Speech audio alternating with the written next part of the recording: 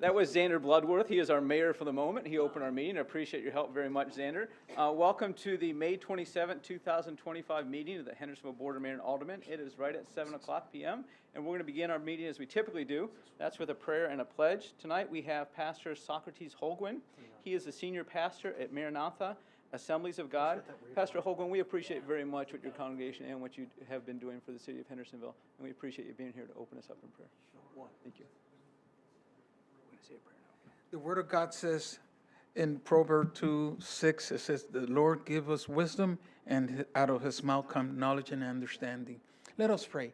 Heavenly Father, we thank you, Lord, for this opportunity we have, Lord, to call unto you. Bless this meeting, Father. And I know, Father, there's many petition requests that we have. Lord, but I bring to you, Lord, all of them with wisdom and understanding. I know, Father, that you are in control. And I declare for Joe Kidman, Lord, health, Lord, healthiness, Lord. In Jesus' mighty name, I declare victory. And I know, Father, the good work you started, you will continue to perfect it. Father, thank you for this evening. And I declare right now this meeting to be a successful, Lord, that this city, Lord, will walk in victory every day. In Jesus' mighty name I pray. Amen and amen. Again, that's senior pastor at Maranatha Assemblies of God, Pastor Socrates Holguin. Thank you so much. Amen. Please join me for the pledge. Sure. I pledge allegiance To the flag of the United States of America, to the republic where we stand, one nation, under God, indivisible, liberty and justice for all. Little hand for Xander.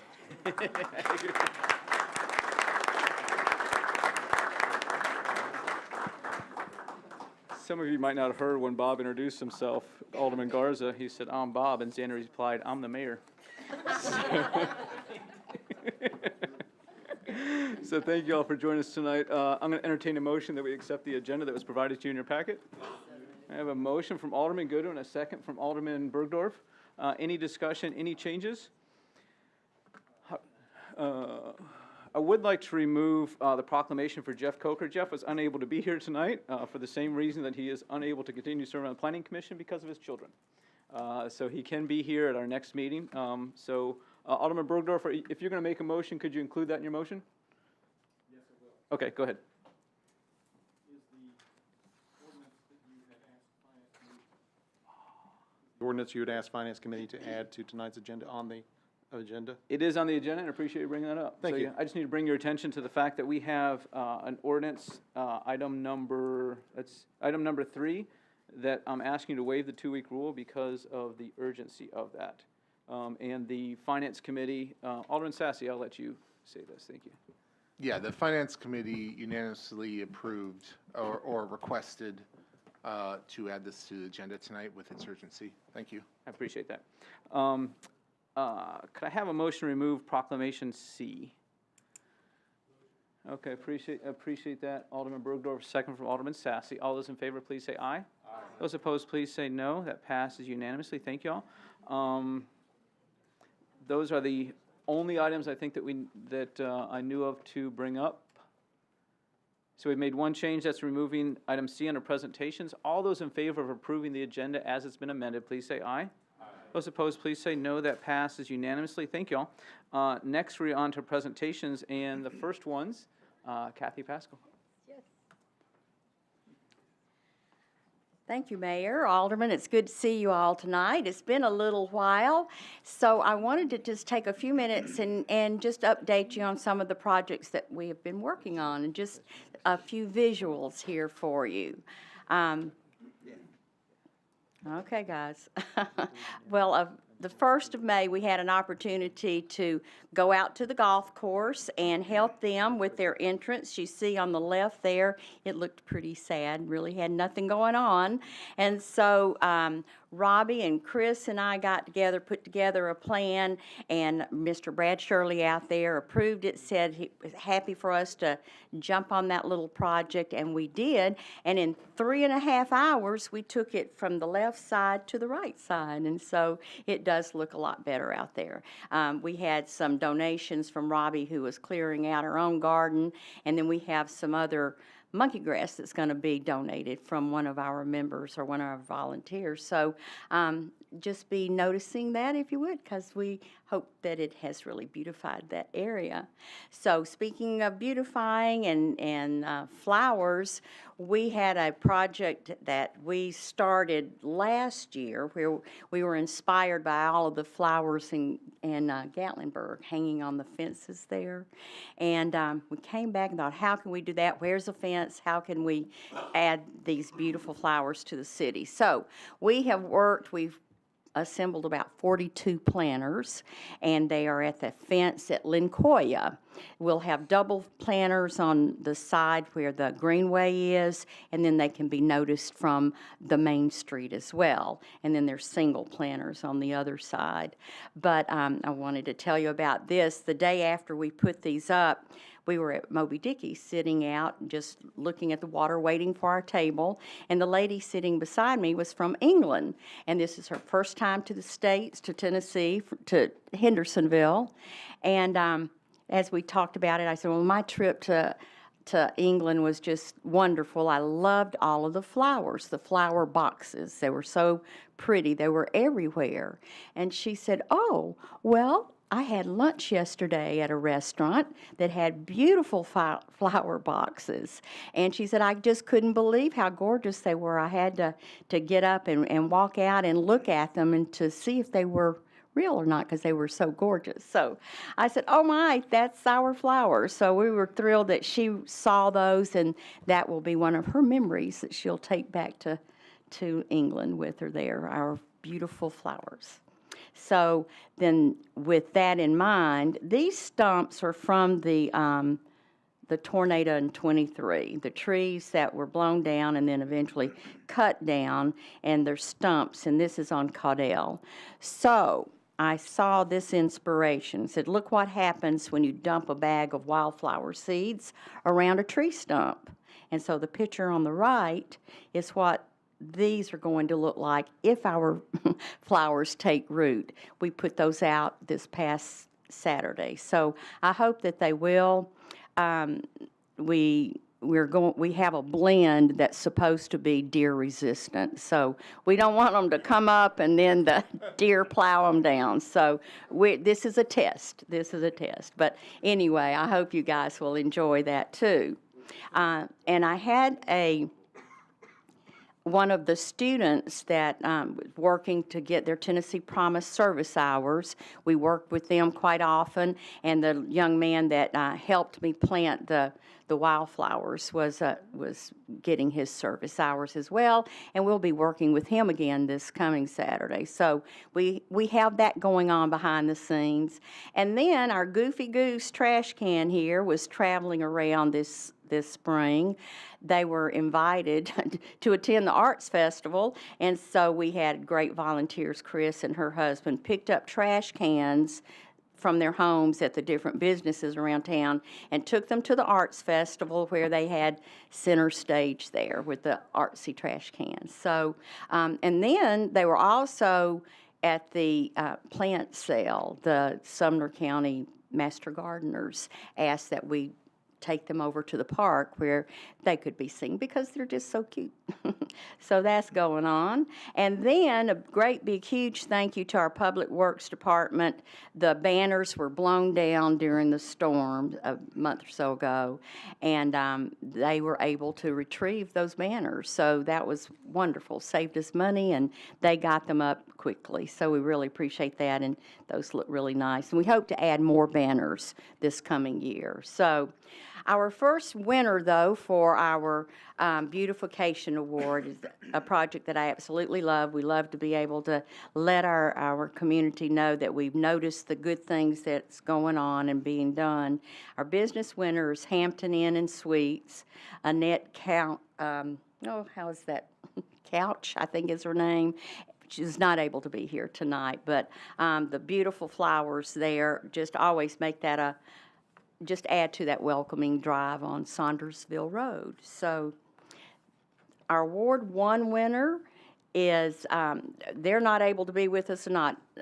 A lot of folks aren't able to be with us tonight because of the holiday, but we still want to recognize them. And so in Ward 1 It's Bradley and Jenny Wilford, and that's at 105 Cumberland Shores. They've been there just a few years, and she has really, really enjoyed working in her yard there. So we're glad that they're here. Then, in Ward 2, Eileen Call, and Eileen, I'm sorry I didn't give you this, well, 214 Oaks there. And they have just done a lot with the lawn and just really cleaned that property up a lot. So that's Ward 2. Ward 3 is Christiana and Brent Butler. And they're not able to be here tonight either, and that's at 119 Panna Drive. So if you guys get a chance to write out, you can see the remodeling of the home there and just really made it more updated. And 4, and we do have these folks with us tonight. We're so glad. It's Davy and Melanie Glover. So if you come on up here. Cool. Stand with you. Yeah, stand over here with me for a little bit. Thank you. Sorry, I don't know the protocol. There we go. You just stand right here. And I'm just going to say that his lovely wife was an inspiration for what they did at their home at 199 Meadow Lake Drive. But they painted the house. He is a painter, but I think he said it took about, 3 or 4 years to convince you to paint the house, and they changed the porch. We don't have a before picture, but it's absolutely beautiful. It's stunning, and so the neighbors really appreciate it, and we do too. So thank you so much.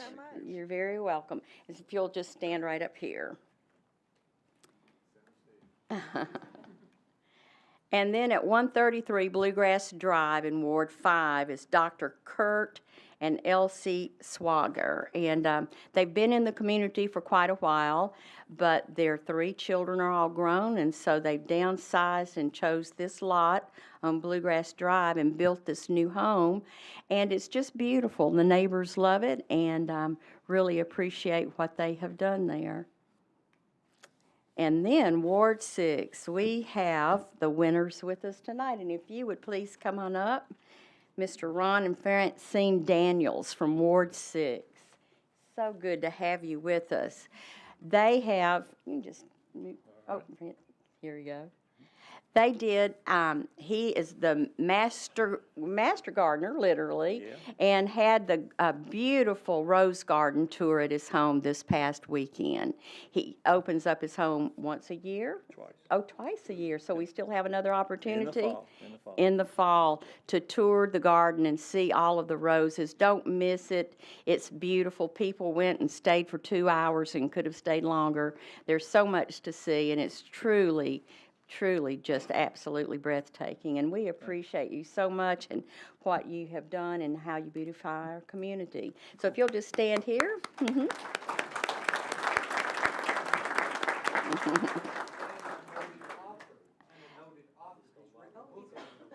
Oh, he has written a book on roses. Is that right? Yeah, called Rose Therapy. Rose Therapy, absolutely. Yeah, I got a bad addiction. He's a master rosarian. Oh, a master rosarian, okay. There's a lot more to him than I have explained here, but we are just very proud of you and what you do for the community, as I said. So if you would, please send in your nominations for your neighborhood. It doesn't have to be in your ward. It could be in anywhere within the city limits, but that's how we get these winners, is by the neighbors nominating them and letting them know that, you know, I see what you've done and we really appreciate it. So that's beautiful at hville10.org. So if you would just remain there while she takes your picture.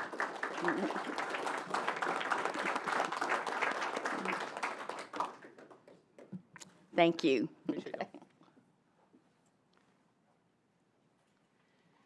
Thank you, Kathy. Next, we have a presentation from Gerald Barrett and the Deer Herd Monitoring and Control Committee. Appreciate you being here, Joe. All right, thank you. Good evening, everyone. So one of the most exciting things is with my new eyes, I can actually now see the screen, so it's a beautiful thing now. So thanks for allowing us the opportunity to give you an update. I think we went too far. There we go. So a couple of quick comments for you, then I'm going to work through the Deer dashboard that is been launched on the webpage. Talk about the deer hunting list, which is a pending piece. Go your high level on the deer survey results. Don't worry, I'm not going to deep dive in the minutia on a 8-page USDA report, but I do want to hit you with the high notes, and then take your questions. We also going to give you our kind of our next steps, if you will. So the deer dashboard, we get out of line. Here we go. Deer dashboard has been launched. How many people have been on the deer page and seen it? If you haven't, I encourage you to go there. We have our statistics going on there on a regular basis, and I want to recognize Officer Hackett. He's been a tremendous addition to our team in the liaison role, and has helped us keep the statistics updated, and we'll continue to do that as we go forward. And of course, this new survey will be done, and the goal here is just to help people see where we are, and you know, we get what we measure, and so we hope that we're going to continue to see some success on that. So I'm going to back up. I got these out of order. The next one is the deer hunting list. We've been asked a lot over the last since I've been here, the last couple, 3 years, on, you know, how do people get their property hunted ethically, and with some confidence that whomever is doing so, you know, is doing it by the rules, et cetera. And so over the past research in conjunction with the TWRA recommendations from others, want to recognize Jay Ridenbach, who did a lot of research as a citizen, for his help in helping us pull together information, as well as I always want to recognize our committee members who worked really hard to put all this together. So the goal is this list will be posted on the deer page. If someone is interested in hunting in the city of Hendersonville, they can submit their information. You will notice that there are a lot of lines on there. They don't have to have all of them full to be on the survey, but obviously the more you have I taken a hunter safety course? Have I taken a bow horning course? What are my years of experience? Am I willing to provide references? Have I taken a bow hunter proficiency exam, et cetera? The more you have on there, obviously your credibility for a homeowner that's looking on whom to choose would go up. So the goal is to make this available for people, and it really puts the homeowners with the hunters there. Our only role is to be a conduit for helping people get their name on that list, and I'm happy to answer questions on this when we get back to it. So we will have disclaimers stating that what our role is and what it's not, that we've not vetted the information other than, you know, nor do we give any endorsement. Suffice to say, if someone puts that they've taken the TWRA hunter safety program, which you have to get your license, and they say they have their license, if either one of those things happens not to be true, then they're in a lot worse trouble than being their name on the list. So that's where it's going with that. And again, the goal is to help people have those opportunities should they choose to do so, but to know whom it is and how that proceeds. We are going to ask the homeowners or encourage them to ask anyone that hunts their land to keep statistics, so we can understand what that harvest looks like each year. And we're also going to encourage them, as in any deer management program, the way you manage population is by harvesting of the female deer. And everybody wants to come in and shoot bullwinkle, but the reality is to have a good harvest ratio, that there needs to be a balance. So we will encourage homeowners to ask their hunters to do that. We'll encourage homeowners to collect the statistics and pass those on, because the better data we have, the better we can measure what our results look like going forward. So again, hunters will provide their information. We still have the methodology on how that's going to look like. A lot of work to be going on with the city and the staff there, and we really appreciate Jesse and Casey and Natasha and all their help that they've done to help us get to this point and continue on there. And again, as the goal is to also, as part of this, we'll offer a bow proficiency and educational workshop at our next deer workshop, which will be scheduled, we hope, before the beginning of the hunting season. Okay. So that brings us to the survey. It was it was actually did it twice. They weren't comfortable with the first result, so they did say it time to make sure that they had it right, because this is their FLIR technology on the chopper. This is a new upgrade for USDA. It had been 2 years since our previous survey, and the current survey does indicate significantly lower populations than it was 2 years ago. We believe that is a reduction in population, an actual one that exists. But we also believe that the improved technology, helps that as well to get a more accurate number.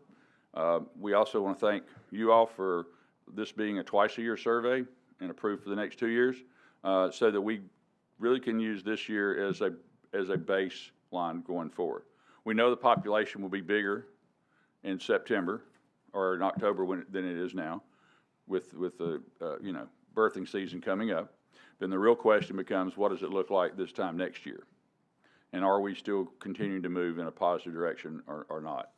So the survey also identifies some areas of concern, and I apologize that we did not get the survey completely loaded onto the PowerPoint, but I will ask you to turn with me to the third page, which starts survey results. Again, I'm just going to hit a couple of high points on this. At the bottom of it, you will note that we have show across the city 16.7 deer per square mile, which gets us right in line with the state average. Bear in mind that the state average includes a lot more rural property, and so this is 16.7 to 19.6. So we're heading in a positive direction. If you'll recall, 2 years ago we were twice as many. Okay, at least on that survey component. Moving on to the next one at the Saunders Ferry Peninsula. And as you look at the thing, and again, for all of you that are not able to see the survey, it will be posted on the website, so it will be available for public review. But on the Saunders Ferry Peninsula, you'll notice we still have some hot spots showing up there.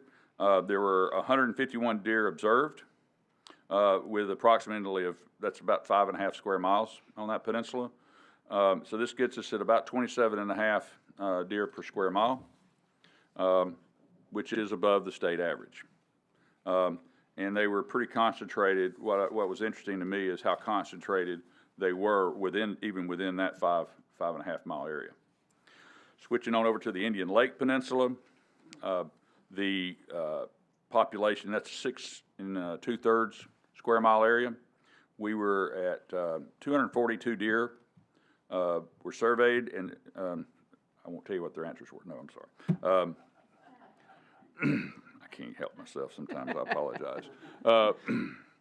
There were 36.3 deer per square mile in that area. So still some density there, but again, survey-wise and statistically, it says we're heading in the right direction. Anecdotally, we've heard from a lot of people that it seems to be better. That, yeah, there's still a lot of deer, but it does seem to be better. And I can also tell you from the people that hunted this last year, they felt like it was a little more, the density was less. So I do think that, what we're doing is heading in the right direction. If you'll recall from the USDA presentation last year, it's not just the harvest component that matters. What also matters is you make the population less comfortable so that they don't just think it's just that there's no risk to them. So that in and of itself will help disperse population. And also want to applaud all of our homeowners and people that do plant deer-resistant plants and put up fencing and don't feed the deer and don't feed the deer and don't feed the deer. So we appreciate that. So these things help. And then moving on to the next page, south of Highway 386. This is our lowest density area. Not surprising, but it's 19.3 deer per square mile. But while that's one thing I want to point out, though, if you look on the far left and far right of the map on there, there's 2 really big hot spots there. And what that means is while we feel good about that whole area, then all of a sudden, oh my goodness, we've got a really big hot spot. And for those of you that know where it kind of pinches down there, not too far from, Your house. well, we're getting to my house. Mine's next, but yes, it does. We get into the Rock Hill Rockland recreational area. That area out there is extremely, and that little area there is probably as densely populated as any area in the city, just because it's such a hot spot.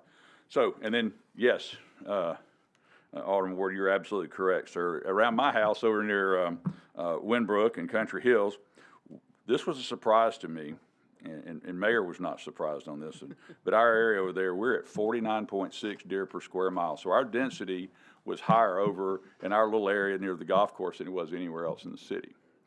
One thing I would point out on that is there probably was less opportunities for any hunting to have happened the last years as opposed to the other peninsulas. So I do think that speaks volumes to having the hunting activities that have taken place on the two peninsulas over the years. So again, you can see the hot spots there, and yeah, one of them's right in the middle of my neighborhood, and that does not surprise me or anyone else that's over there. So on the last page of this, we do have 3 areas that still are above state average, that still require a significant amount of focus, which is the Saunders Ferry Peninsula, the Indian Lake Peninsula, and then the area around Country Hills Golf Course. USDA did make a list of recommendations, which all but one of which we're working on, which is the citywide ban, the education programs, the annual workshop, and the continued surveying. They have continued to offer their services in a professional harvesting program, but that is not something that we are moving toward. We truly believe, and I think the results are showing, that we can do what needs to be done in our city to have a quality population that is managed effectively, utilizing TWRA and their guidelines for effective and humane harvest. So where does that take the Deer Committee? We're going to continue updating of the dashboard as we go throughout the year. We're going to implement the hunting list over the next couple of months. We're going to get some deeper dive into these analytics, and we'll post that out on the website as well. We're going to conduct the next deer workshop. The goal right now, I believe, is right before the start of deer season. Final dates to be determined. And then we have our next survey scheduled, our aerial survey to be scheduled for November of 2025. And I think that's a record for the least amount of time I have taken on one of my presentations. So what questions do you have for me? Alderman Martin. I don't have a question, just a compliment. You've done amazing work. Your committee has done amazing work. To see something come out of it with movement and progress, it's very exciting. So Thank you, sir. I appreciate you. Thank you, Alderman Martin. Alderman Goodwin. Yeah, thank you for all of your work. I just have a quick question. Are the hunters that property owners allow to hunt on their property, are they not allowed to report those, required to report those deer to TWRA so we'll have a more accurate account of the deer that are being taken so we would know if we would ever need a cull or not? Well, it's a great question. And currently, the answer is that they are required to do so, but it's done so by county. So if a harvest is made, then it only asks what county what the deer was taken in. So we would not know specifically. We have talked with TWRA about a possible drop down where there'd be another say, was this deer harvested in the city of Hendersonville? And that's not been, they haven't said that they would do that for us yet. The other thing that a hunter can do, they can put they can drop a pin of where the deer was harvested, but it's been my conversations with the majority of hunters that have done that people just don't want people to know where they're harvesting their deer, and they're not going to drop the pin. So the only data we're going to get, Alderman, is that it was harvested in Sumner County. And that's where this incremental information we can ask homeowners to ask their hunters for is to do that. And we're really going to work on and all of you can really help me here, is as we promote this and talk this through the city is we need the information. The more accurate numbers we have of how many deer are harvested, the better off we're going to be as we go forward on this. So, thank you, ma'am. Alderman Goodwin, thank you. Alderman Bergdorf. Thank you, Mayor. Chairman Barrett, thank you and the team, the Deer Committee for all the hard work you've done. This undertaking has really only had, like you said, a couple of years of work, and you've really made some good progress on it. I mean, it's the education piece, it's the information piece, and it's the putting the pieces. The deer dashboard was great. Thank you, Casey, for helping us all do that. One other thing I wanted to talk about was when your hunters and homeowners page. Can you go into a little more depth about how that would work? It seems like the hunters register, and the homeowner gets to pick. That's a correct statement. Okay, So, thank you.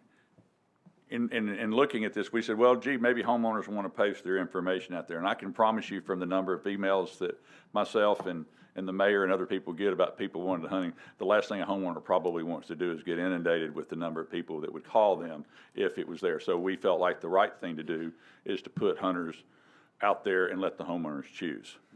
And there's probably 8 things that a homeowner can do, or a hunter can do. Again, yes, they have to show that they're licensed. They can put the check mark that what certifications they have, they can fill that out. Whether or not they've had a bow proficiency test, which we're gonna make that available should they choose to do so. Are they willing to provide references, you know, how many years of hunting experience? And I use bow hunting experiences because the almost exclusively it's a bow hunting conversation. Right. I mean, even though TWRA law says that you can, you know, firearm hunt anywhere in the state, but there's also proximities and all that. So really, we're talking about bow hunting almost exclusively. And this really adds the safety factor to, the comfort factor to the homeowner and the neighbors.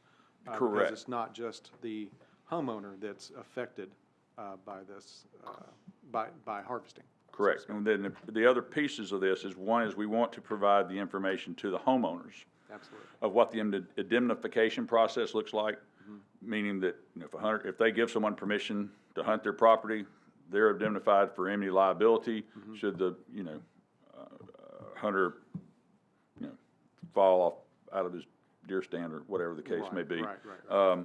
But then the educational component of, you know, please, and you actually can do this. You can say, gee, if you want to harvest the big buck off of my property, before you can do so, you have to harvest 2 or 3 does off of my property. And there's many clubs that do that. Or they'll say, if you harvest 1 buck off of the land this year, you must harvest at least so many does, or you don't get invited back to hunt next year. And so they can do that in the same way that a deer club or any deer management program works. And I know a lot of state parks and national parks that have needed to control the thing do so. I know Defeated Creek State Park does an annual Wounded Warriors type program, and where their big thing is the collection of the data. So as a final comment to that is, it's really about bringing those two groups of people together, providing the educational component to both sides. Hunters, what's expected of you. Homeowners, here's the ideas for you, as well as your protections and all of that. And all that is on our website, and all that comes directly from TWRA. Fantastic. Thank you. Yes, sir. Alderman Bergdorf, thank you. Alderman Collins? My question. Super, thank you. Alderman Sassy? Thank you, Mayor. One really quick question. First of all, thank you so much for this. This is a huge amount of work, and it's all volunteer, so we really appreciate that. You can tell your passion on this and the whole board's passion, your whole committee's passion, I mean. So we really appreciate that. But I did have one question about this list. Yes, sir. You had said that it was going to be posted on the dashboard. Yes, sir. On our webpage, yes, sir. All right, so does that mean that these hunters' personal information is going to be posted on there, or is that going to be maintained private? That's a good question, and we don't know the answers to all that yet. My instinct is that their name would be on there along with the piece. And again, this is instinct. This is to be determined over the next several weeks, but it's exactly the right question to be asked of, you know, where is their protection? We certainly don't want name, address, everything on there. Are we identifying them? How are we identifying them? But how are we also giving some protection? So, and I'd be welcome to input or suggestions that you have about the right way to do that. So that is a great question that's got to be answered. Well, my limited understanding of it, and you put a whole lot more work into it than the 5 minutes I've had to think about this, but would be to assign them, when they registered, is to assign them maybe a number, and then you put that number next to it, and so then that's all that would show on their of who they are. So they can actually go online, see, oh, there's my number, I'm on the list, great, but no one else would know who they were, so. I that's like my that a lot. recommendation. All right, thank you so much. Thank you. Alderman Sassy, thank you. Alderman Robertson. I know that you have some committee members here. Would you please recognize them? Well, I have one. I have our secretary, Jim Flockenseer. I always say his name wrong, but I got close this time, right? I got it this time. So he is here. But all of our committee members have been extremely supportive and active, and we are do this. I would like to, I know you said, well, we've done a lot of this work in the last couple of 3 years, but one of the people that really needs to be always thought about is Mr. Travis.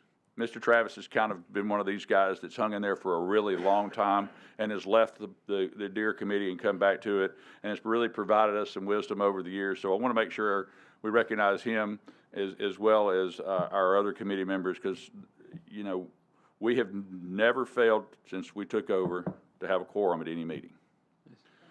Have a quorum at any meeting. We've always had a quorum, and in the 2 years I was on the committee prior to this, we never had a quorum. So I'm pretty excited that in the every month we meet, and if you ever want to come, third Tuesday of the month, we start at 6:30, we end at 7:30. So we'd love to have you, and sometimes it's very quick into that. Sometimes you may want to bring a bag of popcorn because it can get interesting. But we have a good time, and you know, the thing I can say is we have some really involved citizens. Jay, who's very active in providing some great information. We have another gentleman that's very passionate about it and has provided us information. The more public input we have on this, the better it is for all of us, because it's, you know, we're just here to help. Gerald, thank you so much. Thank Really you. appreciate what you and what Jim and the rest of the committee are doing. Thank you so much. It's been phenomenal. Thank you. We do not have a proclamation for Jeff Coker. We put that off until our next meeting. The next item we have on our agenda is public hearing on ordinance 2025-09 to hear comments on an ordinance amending the budget ordinance 2024-08 to appropriate funds for insurance, for insurance claims and other adjustments to the city's 2025 fiscal year budget. I do need to announce that we have nobody signed up for that public hearing, but we're gonna continue to have that public hearing open for our June 24th meeting. We will pretty quickly get to that item on the agenda, but I want to make sure that all y'all understand that if people are not here to speak on that public hearing tonight, that public hearing will also be open on June 24th when we meet again. Tamara, did I do that well? Oh, we need to hear from Jesse. Go ahead. You did that well, but I made a mistake on the agenda. It is ordinance 25-09, but it should read an ordinance for the city of Hendersonville adopting the annual budget and tax rate for the fiscal year July 1, 2025 and ending June 30, 2026. So some of the verbiage got put up in the public hearing for the ordinance we're considering tonight. Okay. For the insurance. We will continue it, but that public hearing should be for fiscal year 26 budget. Okay, okay. That's, okay. So this is a public hearing for the fiscal year 26 budget. We have it on the agenda tonight, but our schedule changed a little bit. We had anticipated this being second reading. So since this is just first reading, we're going to keep open the public hearing for the fiscal year 26 budget, and that is ordinance 25-09. Okay. We have nobody signed up for that public hearing. Next, we have approval of the minutes from May 13th, 2025. Do I hear a motion? We have a motion from Alderman Garza and a second from Alderman Dixon. Any discussion? All those in favor of approving the minutes that were provided to you in your packet, please say aye. Those opposed, please say no. That passes unanimously. Next, we have citizen comments. Speakers must identify themselves by name and address. Public comment should be limited to 5 minutes per person, which time is not transferable to other speakers. All comments are to be directed to the presiding officer, not to the alderman, city staff, or other members of the public. Comments must address issues, not individuals or personalities. Personal attacks should not be tolerated. Comments may support or oppose particular issues or measures, but the motives of those with different views shall not be questioned or attacked. Malicious comments will not be allowed. Speeches for or against particular candidate running for public office shall not be allowed, and that's those are the rules that are on top of the sheet when people signed in. Robert Little, Raindrop Lane.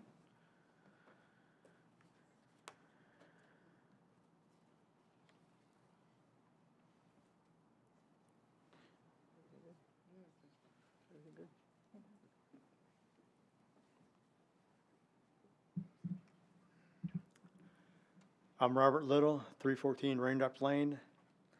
Last month, I was here stating our subdivision has asked for speed humps on Creekwood Lane.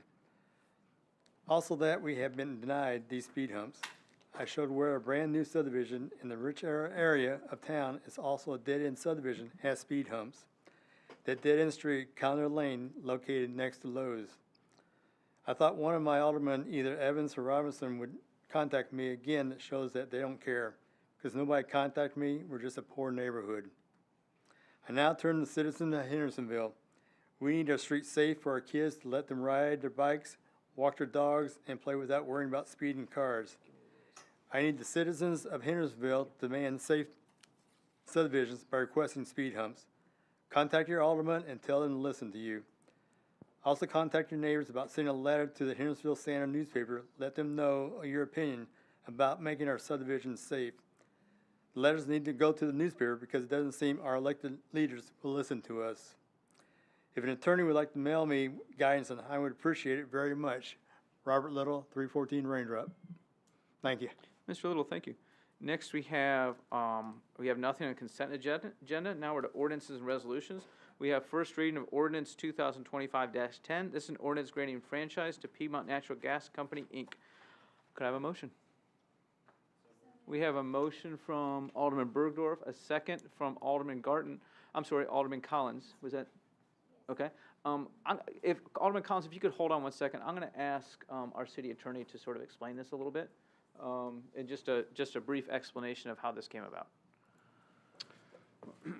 Piedmont, I believe, is probably the only utility offering gas within the city limits, and it has a franchise agreement with all of its cities and counties that it operates in, and learned that there wasn't one, which an agreement is good to provide for liability issues and those kinds of things. This is not an exclusive agreement. It doesn't prohibit anybody from coming in. And I think that's pretty much it. Okay. Alderman Collins. When we had this in the general committee, we had some questions for Piedmont Gas, and I don't see them here. Has staff received those answers by any chance? This might be my fault. I'd asked him to be here for the general committee, but I failed to ask him to be here for this. Okay. We do have 2 readings on this. Oh, I'm comfortable with that. Do we? Or they can just email us the answers if they don't need to come. Okay. But I'm comfortable passing it on the first reading, but I do want to know what the average bill for residential is, because they had numbers on the whole city, but of course it includes commercial and industrial. And I would like to know how it would potentially impact homeowners, the 5%, because the 5%, we can do anywhere from 0 to 5%. It doesn't have to be 5%. And it comes on their bill, but it's essentially us collecting a fee through this mechanism. So it's not unlike a tax. And I just want to be cautious about how we might affect people's ability to heat their homes. Thank you. Alderman Collins, thank you. Alderman Martin. I love this ordinance. I'm very appreciative of you guys putting it together. This is actually something that goes on in other jurisdictions, including Nashville. One of the problems we're facing that I've found out as we dug through and tried to adjust salaries is that it's an operational revenue that occurs once a year, which means we can only address it with operational revenue that occurs once a year. And this is a huge step towards doing that. I was frustrated kind of learning through that. We have savings that we can use on capital projects and stuff like that. But we need more operational revenue to help you guys and the city staff. So I love it, and I'd like to add my name to it. Without objection, we're going to add Alderman Martin as a sponsor. Any other discussion? All those in favor of first reading of ordinance 2025-10, please say aye. Those opposed, please say no. That passes unanimously. Next, we have first reading of ordinance 2025-09. This is an ordinance of the City of Hendersonville, Tennessee, adopting the annual budget and tax rate for the fiscal year beginning July 1st, 2025, and ending June 30th, 2026. I need a motion, please. We have a motion from Alderman Dixon, a second from Alderman Martin. Alderman Robertson. Thank you, Mayor. And I have a motion to make, to amend your budget. And I move approval of the mayor's proposed budget ordinance 2025-09 with the exception of the treatment of employee salaries found in section 13 of the ordinance by replacing that current language with salary scenario number 5 language. I also, in the course of this, putting this amendment together, the staff has identified a single case where an employee of the fire department may be, his salary may be less than the ones he supervises. So with that, the amendment also includes that staff identify any case where an employee subject to the 2.5 raise will be eclipsed in base pay by any employee subject to the 6% raise.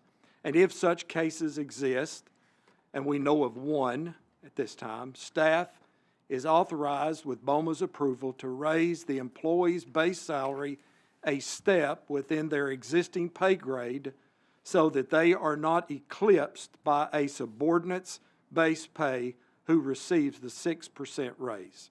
And such pay adjustments is not to exceed 2 steps in the pay grade or 5%. So that is my amendment to the motion. Do we have a second? Second. We have a second from Alderman Dixon. Tamara and Jesse, the wording there, y'all alerted me to this a couple days ago. The wording there, does that solve the one problem that we felt like was going to be that was going to be created? Oh, hold on one second. Okay.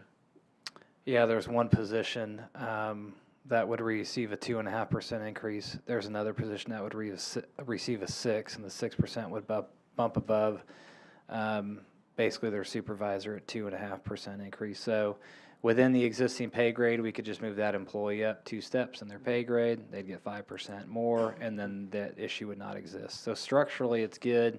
It's just that it stops at one point. There was one employee subject to making less than someone he supervises. Okay. So Alderman Robertson, help me. So you are asking that we add scenario number 5. Yes. To replace the language in my proposal regarding staff raises. Section 13. Okay. And you're also asking that if the staff, which they know of one situation, if they become aware of more situations, to bump that position up 1 or 2 levels on their pay table to eliminate this problem. And this is similar to what we did with the police pay. Okay. You know, we did the same thing on the police pay. Okay. So I've got some further comments Okay, that I would go like ahead. to make if you're ready. We Yeah. have a motion and a second on the We do. amendment. So, yep, go ahead. I want to apologize to the board. These are lengthy remarks. I've tried to cut them down, but there's a lot I think needs to be said. So please indulge me, board. Before I briefly describe scenario 5 and the reasons for the way it is designed, I would like to make a few factual statements about the 2026 budget we are about to pass. First and foremost, I want to thank all of our staff over the past year for their dedication to serving our citizens. This budget acknowledges this service by increasing wages and maintaining the present benefit package, which includes a non-employee contribution retirement plan. I especially want to thank Jesse and Tamara and Jason for all of their assistance in answering all of my questions. Finally, I want to thank the mayor for submitting a balanced budget with an amended supplemental pay raise for employees. If I could entitle the 2026 budget, I would entitle it the Year of the Employee, and let me explain why. The current 2025 budget that we're in today focused mainly on two things: paving and replacement of first responder equipment and vehicles. These are two of the four categories we promised to prioritize if our citizens approve the half a penny increase in sales tax. Promise made, promise kept. And we did this without drawing on our savings account or our unassigned fund balance. It is a conservative balanced budget. But 2026 brings us new challenges. The 2026 budget focuses on employee raises, paving, and continued replacement of first responder vehicles and equipment. The difference is this, and it's an important difference. We are spending down our savings account or our unassigned fund balance. And if we approve this budget, our end of the year 2026 unassigned fund balance is projected to drop around $2 million, assuming the minimum required unassigned fund balance required by the comptroller. The 2027 budget will be a tough one next year. But what does the proposed budget this year accomplish? A total of $4,365,000 is included for employee raises, including the mid-year budget raises annualized, making it by far the largest of any employee across the board raises that we have granted in the history of this city. And I checked with the former city attorney that had been here, I think, since the days of Noah, and he confirmed that this will be the largest across the board raise that we've granted. Or said another way, it's the largest investment in our employees ever, and our employees deserve it. The operating budget percentage for employee raises is increasing from 64% in the current year to 69% in 2026. And under the current revenue streams, more operating budget allocated for employee salaries and benefits means less money for discretionary items going forward. From our PIP fund, $2,292,560 is allocated for equipment and replacement for vehicles for fire and police. In fact, almost half of this amount is going to replace one fire truck. The cost of fire trucks has skyrocketed, as many of you know. But these necessary expenses will better protect our first responders and ensure they have the best equipment to protect our citizens and their property. And again, folks, where would we be without the half a penny increase in sales tax that the citizens approved? Now, it recognizes, it's been said that we're misallocating, we're breaking promises on the PIP fund. But I found that it recognizes that the revenues that we project from the PIP fund recognizes a $1.6 million drop in that sales tax revenue from groceries that this board approved to help our citizens with the cost of groceries. The projected revenues from the PIP fund are estimated to be $7,428,000 for 2026. Additionally, projected 2026 general operating revenues from all sources also drops about $1.6 million from the current year. In fact, a source of revenue that we have grown accustomed to significant growth, the sales tax, is projected to be flat by the staff with relatively no growth in 2026. It appears to me that the Costco bubble has been realized. But an important thing, it does not call for any increase in property taxes. Like every other family budget in Hendersonville, we are living within our means, but just barely. And let me talk a little bit about scenario 5. I had 2 objectives for addressing employee salaries as I looked at the budget. First is that we budget all that we can for an across-the-board pay raise that was not, for employees not addressed at the mid-year budget without raising property taxes.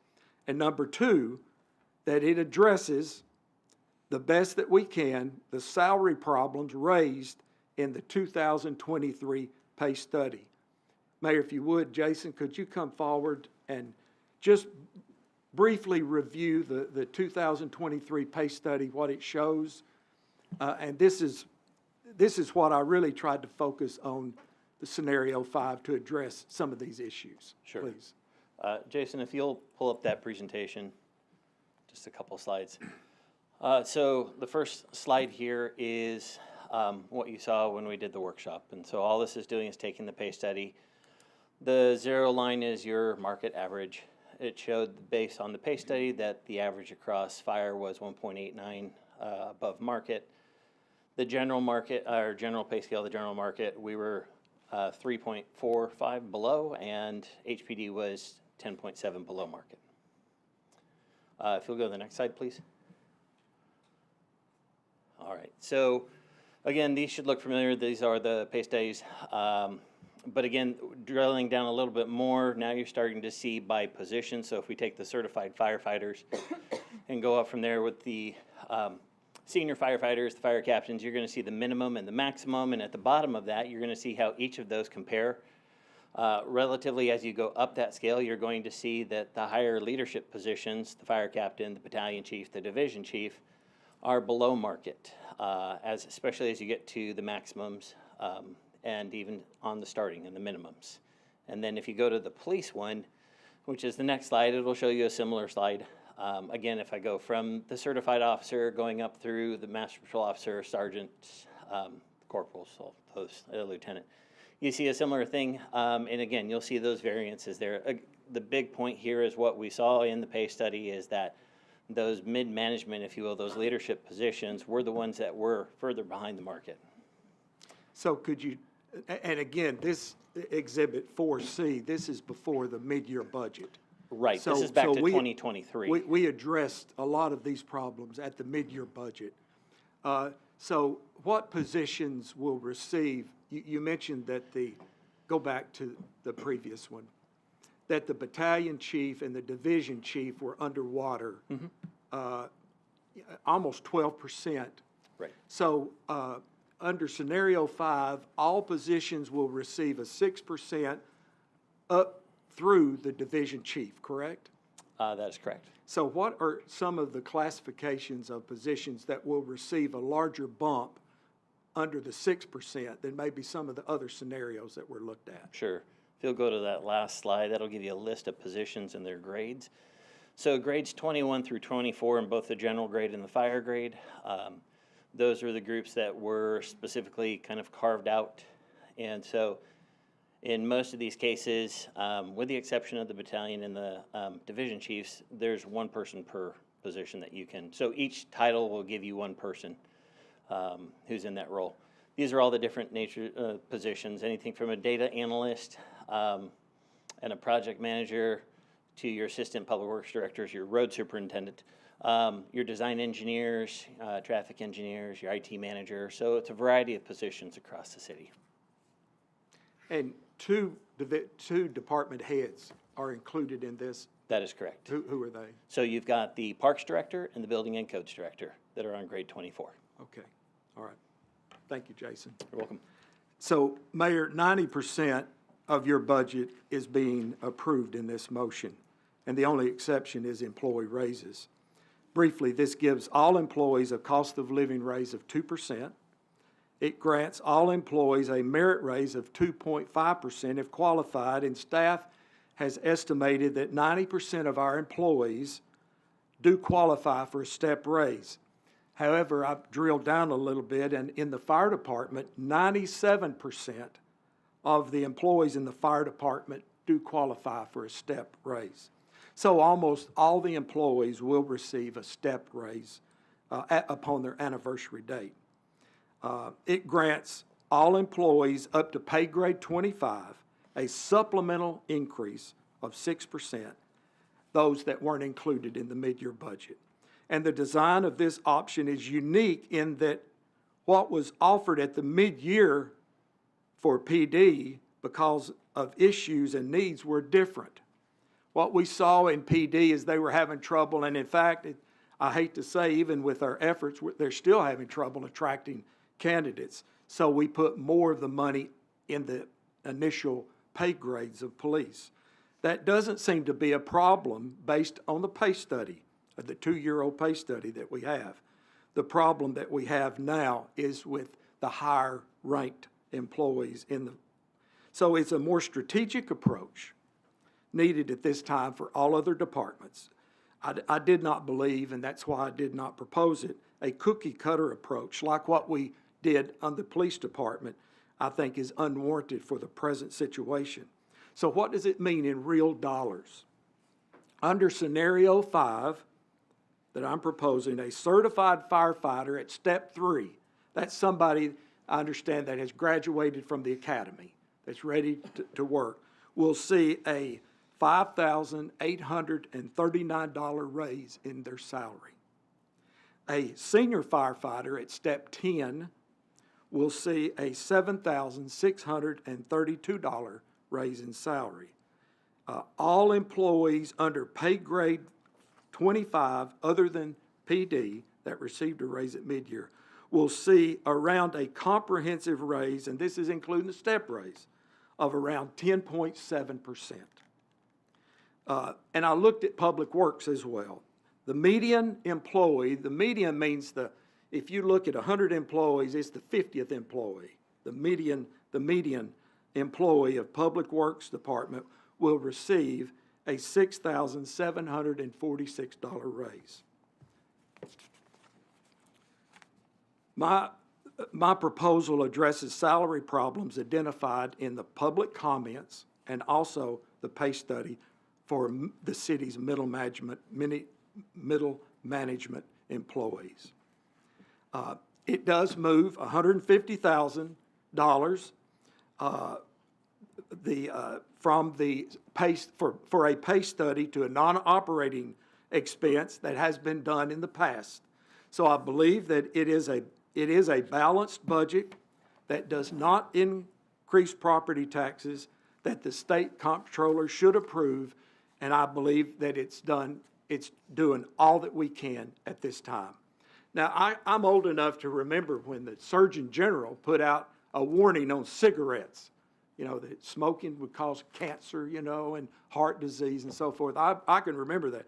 Well, I got a package warning for this budget, Mayor. And the package warning is this budget will require us to be extremely cautious of any new expenditures proposed by the staff over the next year. We are spending down our savings account. And revenues, according to the staff, for 2026 are projected to be under 2025 levels. As the old saying says, all our marbles, so to speak, are on the table. Frankly, I cannot see how we can add any new employees or add additional expenses to our 26 budget over the next year. Great physical discipline and constraint will be required both by staff and BOMA. And in closing, there's an old farm saying, I never did this, but I've heard this saying, and I think it's very appropriate. Farmers used to plow fields with mules, and they learned that a mule, after 1 acre is done for the day, the mule would stop. And so the farmer had a saying, he would say, well, I've done all a mule can do today. Well, folks, I believe after reviewing extensively the budget, I believe that we've done all a mule can do with the budget and the revenues that we've got. And I asked for the support for approval of the mayor's budget with the exception of the treatment of employee salaries by adopting scenario 5, as I mentioned in my motion. Thank you, Mayor. Alderman Robertson, thank you. Jason, can you help me a little bit? Can you turn to page 100 in our packet? Jesse and Tamara might have to help you.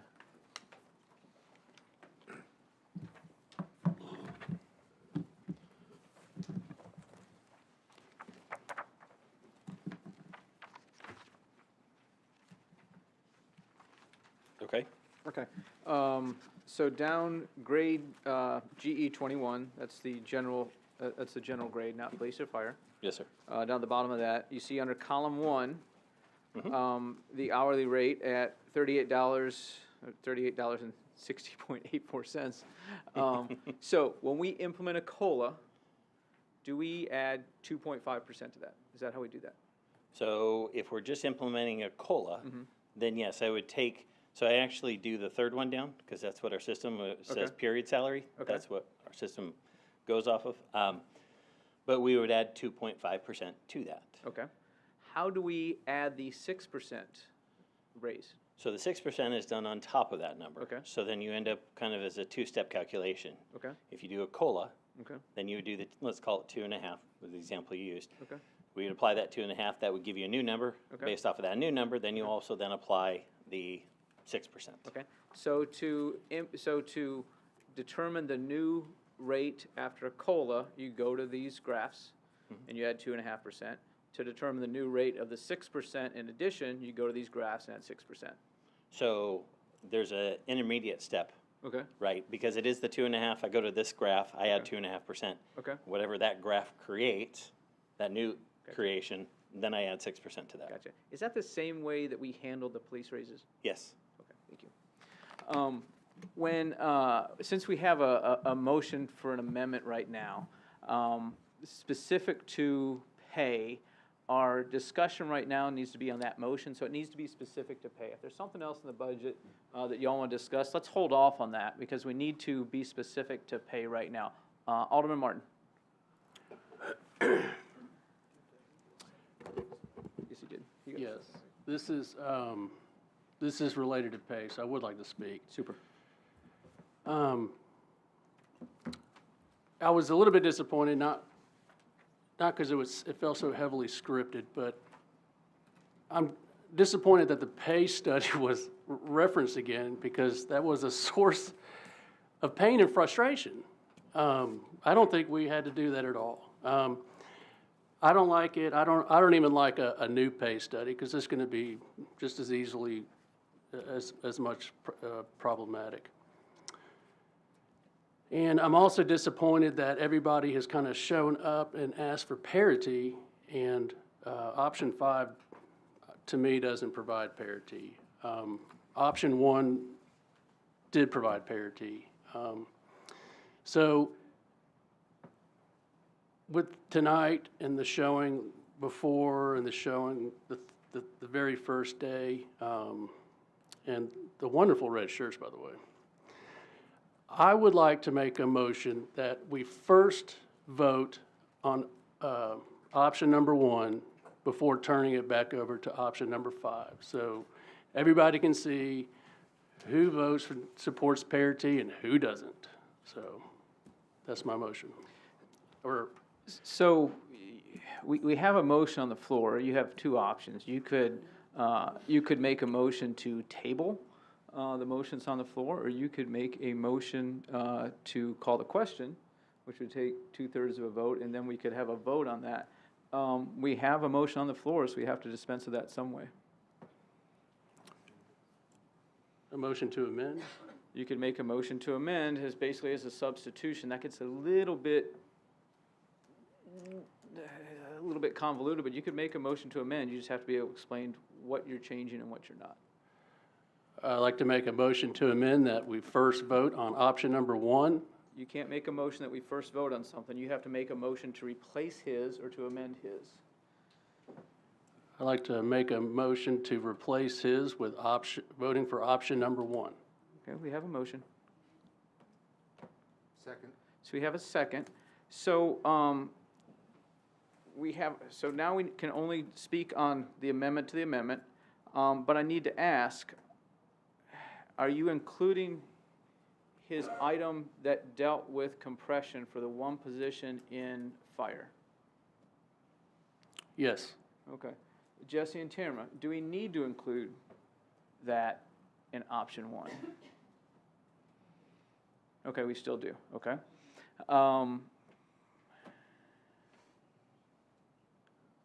Jesse and Tamara, do you see anything else that isn't parallel between option one and option 5 that we need an explanation before we go forward? Okay, okay. So now we're gonna have discussion on just option 1. So Alderman Martin, go ahead. Yes, I apologize. Option number 1 is fire only, tiered, 10%, 7.5%, 2.5%, which is what the police department received, which is why I feel that this is parity. I think delaying staff a year, we've already come up with $200,000 with Piedmont, so I think we can find money between this year and next year to take care of staff. And then obviously I want to include the part you guys just talked about, the compression. Okay. Okay. Alderman Martin, thank you. Jason, you sent out a list, I think 2 weeks ago, Wednesday, of the positions that are in 25 through, well, I'm going to come back to that in just a second. So, Alderman Martin, so there would be no raises for anybody outside of the fire department, is that correct? Not this year. So comparing my proposal to your proposal would remove money from other departments and put it in fire department. Is that a correct way to say that? I believe so. That's what. Okay. That's how you got to this point. Okay, okay. Let's see, Alderman Skidmore on option 1? Yes. Yes. Go ahead. Just one thing. I'm not sure that last statement is an accurate statement. And I got just a quick question whether this to anybody in staff can answer. Okay, let me go back right quickly and the question was, does scenario 1 only apply to the increases of 10%, 7.5%, and 2.5% only apply to city employees? I mean, to firemen or that staff, those employees. But does it not include with the other staff or the other employees? And the reason why I'm kind of stumbling over this because I want to say it as accurately as I can because it's the budget, and then I'll close with that for right now. But don't they get a 2% COLA, cost of living increase, and 2.5% for merit too? I mean, all employees get that? Yes, every scenario under those 5 scenarios is Right. a 2% COLA and a 2.5% merit for those employees who are eligible. Okay, thank you, because I want to make sure that we're comparing apples to apples and orange to oranges. So when the comment was made that only the fire were getting the percentages, that's an inaccurate statement because the rest of the staff of the city of Hendersonville are getting their 2.5 and the 2. Okay. So we've corrected that, and I want to let people out in the audience and as well as watching on TV and as well as the people that I really listen to, and that's the constituency of the city of Hendersonville. That's my point. So I want to let them know that no, that's not necessarily true. So that is the first thing that I would like to say now to this amendment and to the numbers that we were talking about. we do, and you've heard it from time and time again, we need to look at our city employees, and we need to take care of our city employees, because you take care of us, and we really do, as a board of aldermen, try to take care of you. I want people to understand that I know we get up here, and especially me, I pontificate a lot up here. But I would say, besides paving roads, because I think that is important, and it has been for 30-something years of my life, but dealing with the budget is the most important job that this board ever does, and it only happens once, maybe twice a year. But that is what a board of mayor and aldermen is elected to do. And sometimes we get up here and fuss and fight about this, but that's okay with me, because that's what we're elected to do. That is the most important thing that you can do as an alderman, because that's what you're elected. You're elected because you're dealing with taxpayers' money, and that's every taxpayer in the city of Hendersonville. It's their money, and we need to, as a board, to decide how to spend it, when to spend it, and why we're spending it. And why we're spending it is the most important thing. And I will say this on first reading, and I will say it on second reading, and then I'll close, Mayor. I've been very blessed, my whole family actually, has been blessed to represent this city and the ward in which that we live in. And I've always said, and I don't know how many, I know this sounds like a broken record, but it is so true. As long as we give adequate police and fire protection and satisfy the needs of those people that help us, as long as we get their garbage picked up, and we haven't, in the last couple of years, we hadn't been doing so good like that. Now, I'm going to be honest with you. We really are not, but we're working on it. A lot of it has not been our fault, but I accept responsibility, and this whole board, whether they do or not, they should accept responsibility to do that too, because we're the representatives of the city. But we're working on that, and I feel good about it right now. We're doing really well. As long as we pave roads, and we have been doing that, and we're going to continue to do that for the city of Hendersonville, I think most people that you talk to would be satisfied. We've got problems with traffic. We know that, and we're even working off on that.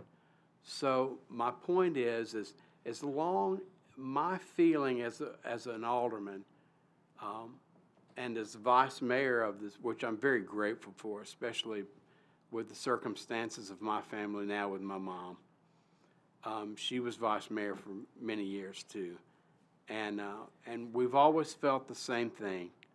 As long as we're doing that, and as long as you're satisfied, and I'm talking about all city employees, and not just the police, and not just the fire, because I care for you guys.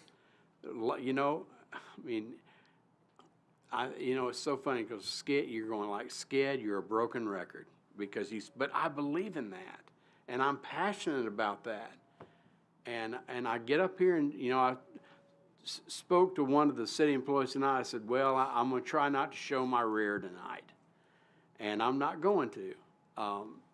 Because it is first reading anyway. I might on second reading. Who knows? You got to wait and see on that. But my point is we've got to satisfy you guys. How we go about it, 1 versus 5, I'm not sure. I don't know right now. I'm going to listen to everybody else. But 1 seems to me. And even if it fails, that's okay, Because 5, and I'm gonna ask my colleague in Ward 2, what is the difference? And I have this that shows me that, but I want to ask my colleague from Ward 2, Alderman Martin, what the exact difference is between the scenario 1 and scenario 5.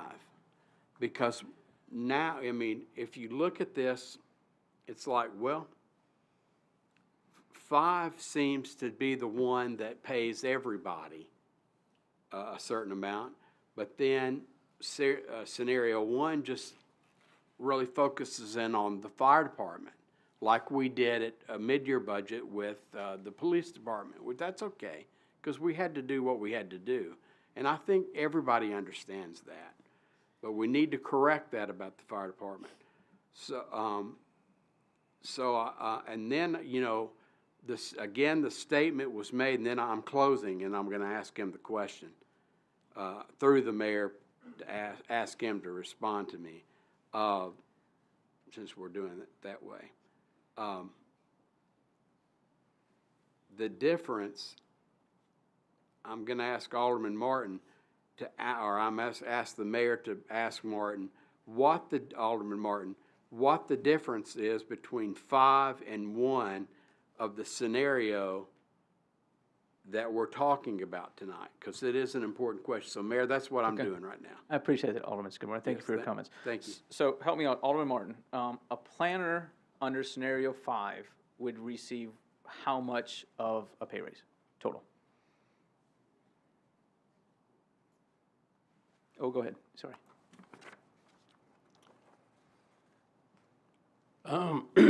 I'd have to defer to whoever put up the charts.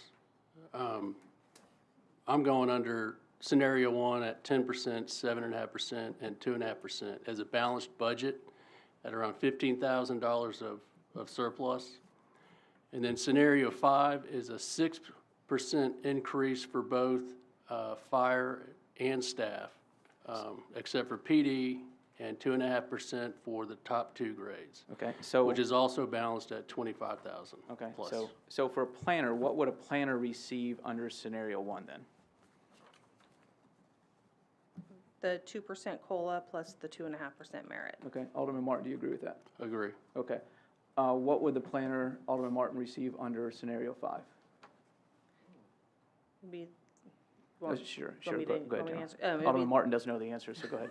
It'd be the 2% COLA plus 6% increase plus their merit. So 10.5%. Okay. Yes. So Alderman Martin, do you agree that the difference is 10.5% for a planner under scenario 5 and 4.5% under scenario 1? Yes. Okay. So let's look at a codes inspector. Tamara, 10.5 under scenario 5, 4.5 under scenario 1. Alderman Yes. Martin, do you agree? Agree. Okay. Let's look at an engineer in our public works department. 10.5% under scenario 5, 4.5 under scenario 1. Alderman Martin, do you agree with that? Agree. Okay. So let's look at park maintenance worker. 10.5 under scenario 5 and 4.5 under scenario 1. Okay, Yes. Alderman Martin? Agree. Okay. But So let's look at an accountant in our. But we can stop. So what I'm saying is that those adjustments for those employees would be made next year. In this budget? No, in the next budget. In 27. Right. So we take care of the fire with this budget, and then we take care of staff the following budget. That's not part of your motion, is it? I believe it is. So it was your motion that we would My take. motion is replacing 5 with option 1, voting on that one. Okay. Did your motion include that we would take care of the other staff next year, No, but I can add it if that's what you would like. Lance? I don't want to kick the mule. We can't add that. Go ahead. Can we do that? Maybe I do. No, I mean, the budget has a process, so it wouldn't be anything that could be enforceable for the next year budget. Okay, I appreciate that. Alderman Bergdorf, on, scenario number one? Yes, Okay, go ahead. My question is Alderman Martin finished at this point? Yes. Thank you. Thank you, Mayor. I'm looking at these numbers here, and again, I would tend to agree with, let's go ahead and go down the scenarios here. Number one is the option that provides that mirrors the mayor's mid-year budget, where we needed to add more money to the salaries of the police. This, I want to see all first responders satisfied. This is what we have an opportunity to do here today, is satisfy all first responders. I think scenario one, where we do have the tiered service, options, 10% for fire, 7.5% for fire captain, and division chief, 2.5% increase for division chiefs. There is one question I have here, Mayor. In the scenario, every other scenario, scenario 2, 2A, 2B, 3, 4, and 5, all say except PD. Is this scenario 1 except PD as well? Okay, thank I'll you. ask Alderman Martin. Yes, it is, except PD. Except PD, okay, good. All right, just clarifying that. And but we still, I've done a little bit of minor research here. If we're gonna be competitive to our neighbors surrounding us, county, other cities, et cetera, Sumner County is looking at offering a 3% COLA. So we're gonna be behind there. And how are we going to continue to attract staff with only the 6%, with the option of, with the option for fire? I think that we're going to need to go ahead and make our first responders whole, and I support scenario 1 moving forward. Now, another quick question. You brought up some good questions regarding pay earlier. You asked about planner pay. What would the planner pay be? You asked about park pay. What would park pay be? So how many staff are we in need in planning department? Do we desperately need to keep the city safe from planners? Is that something that keeps the city safe on a first responder basis? I don't think it is. So we need to compare, like Alderman Skidmore said, apples to apples, so we can be as honest with our employees as we possibly can and the constituents. Thank you, Mayor, appreciate it. Thank you, Alderman Bergdorf. Alderman Sassy, on option 1? And come back, okay? Go ahead. Yes, thank you, Mayor.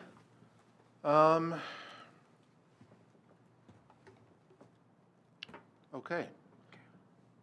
So this is interesting to me. This is a scenario where we would love to give everyone, we would love to do scenario 2, right? Give all of our staff 10, 7.5, and 2.5, but it's just not in the cards. It's not something we can do without raising property taxes. We got to start somewhere. It's exactly what we did at the mid-year budget. We had to start somewhere, so we started with police. Now we're in a position where, okay, now let's add in fire. Then next year, God willing, we'll be able to add in the rest of the employees, because the police and the fire make up, as we've been told many times, was it over 75% of our total salary intake, right? Or salary payout, right? So that's going to cover 75% of our staff by making sure police are whole, which we did at mid-year, and our fire are whole here at the budget cycle.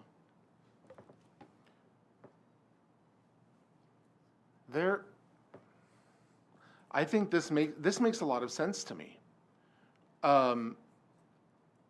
You all know that I advocated for the 2A, which isn't showing it up here on the screen. But I think this scenario deserves looking at. It has merit. It takes us it gets us that much closer. While we're only at 37%, right, with your police, adding the fire, you're now at 75%, we're making them whole. And the rest of our staff are still gonna get a bump this year. It's not as much as we want to give, I hate to say it. But, I mean, this whole board will be here, I believe, this whole board will be here next year. And I'm publicly saying myself too, I want to make sure that the rest of the staff are whole next year as well, when we can then reprioritize and look at all the options, have a better understanding of what our income is going to be, our revenue is going to be at that point. For me, I support this plan. I wasn't really thinking about this coming into it, but I support this. This makes sense to me. Our public safety are our first responders are the ones that our citizens look to for when they're in trouble. The rest of the staff, that doesn't make our other staff are any less important, but there is a mindset around public safety that says these are the people who are going to keep me safe. These are the ones who are risking their lives to make sure I'm safe. And so we got to start somewhere. So I do support this amendment of the amendment of the amendment. Thank you. Thank you, Alderman Sassy. Alderman Robertson, if you want to speak on this, on scenario 1, you haven't spoken yet. Is that what you want to speak on? Yes. Okay, go ahead. I can't support scenario 1 because it leaves out all of the rest of our employees.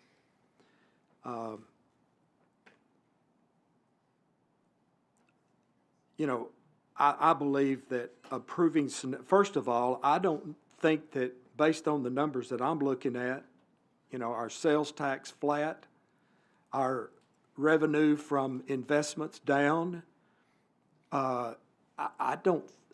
next year is going to be a Spartan budget. And I don't think we're going to have any flexibility to take care of the other employees. And in the meantime, it's going to be a terrible morale problem for our Parks Department, for our Public Works Department, for our Planning Department, for our Codes Department, for these other departments that are working hard that to not take them into consideration. Maybe a compromise. I'm always looking for compromises. Maybe a compromise is to go with scenario 5 with the promise to look at the mid-year budget if we have additional funds to make any adjustments. I don't believe we're going to have anything at mid-year budget, but maybe we will. And if we do, address additional salaries at that time. But I can't support scenario 1 because I think it's a slap in the face to the rest of the employees of the agency. Now, I had one alderman say, are we making a mistake when we gave the police the raise at mid-year budget? I think we were forced in a corner that we had to. We were losing employees. They couldn't attract people to qualify. I don't want to make a mistake here by leaving out the rest of the employees in this. So I think scenario 5, as I said, is as good as we can do at this time. And I pledge to you to look at the mid-year budget to see if we can do more. But I think to leave out all the employees of the other departments of this city would create an enormous morale problem that I don't want to face. I mean, we're really not having trouble attracting firemen for firefighters for positions. We had an open, and there were, I think, 100 that applied for the job. So, I mean, our starting salaries, yeah, we need to give more, but we are attracting applicants when we have openings in the fire department. So I just, again, for equity purposes, I just want us to address all the employees, and I can't support scenario one. Thank you. Alderman Robertson, thank you for your comments. Alderman Dixon. Thank you, Mayor. I'd first like to applaud Alderman Robertson for bringing in a scenario that, most helps the most number of city employees, and I appreciate that. I want to go back about 35 minutes ago when Alderman Martin made the proposal to switch out scenario 5 for scenario 1. He made a comment about, we just found $200,000 in the Piedmont gas. I don't know if you remember that, but he made that comment. And he said Piedmont, and I couldn't figure out. And then it hit me, he meant the $195,000 for the ordinance that we just read for the first time.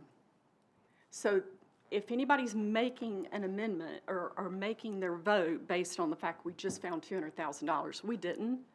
We have questions that are still on the table, as Alderman Collins brought forward. We had lots of questions, and we want those questions answered. This would be another, it would be another tax on citizens, in my opinion, for the $200,000. So I don't think that by the time we get to the second reading and get those questions answered, we will have the majority vote for that, but I could be wrong. But again, we can't say, well, we just found $200,000 when we just had a first reading of something that was for $195,000. And again, just to reiterate how I feel about scenario 5, and the fact that we're addressing the larger part of the market parity in our pay study and what it showed. And I think that's what we should be doing as a board, is addressing the largest number of employees with the data that we have in the pay study. And we can throw numbers at the wall all day long and not use a pay study, but that's what we're here to do. We're here to use some sort of tool for us to follow going forward on how we need to pay our employees. So I'm all in on scenario 5. Thank you. Alderman Dixon, thank you. Alderman Evans. Thank you, Mayor. I just want to say something. This goes back to the exchange between the mayor and Alderman Martin. I want to remind us all that we need to be civil in our comments to one another, and that we need to respect one another. And I think what should have happened in that exchange is, we don't live as aldermen. We don't live this in this world day in, day out, hour in, hour out. A lot of times we depend upon staff to come to the podium and help us out with things. So I think expecting Alderman Martin to know the ins and outs of what's in and what's out of the budget, I think that was certainly appropriate for him to ask of staff to stand up and help him with that. I think calling him out by not knowing those things was an appropriate comment. I also want to say that when you're looking at those kind of things and you're asking those questions, you failed to ask the opposite of that as far as firefighters are concerned. You were going down the road of planners and Parks Department and all that, and yes, while that was a big difference from scenario 1 to scenario 5 in the pay, but it would just be the opposite of firefighters. So when you're doing that kind of thing, you have to present both sides of things. Thank you. Alderman Evans, thank you. Alderman Garden. So, I'm thinking back to, we gave an increase to our police, and that's why we're here tonight, is because we gave one department an increase and we didn't look at the rest of the city. And by approving scenario 1, we're doing the same thing that we just did.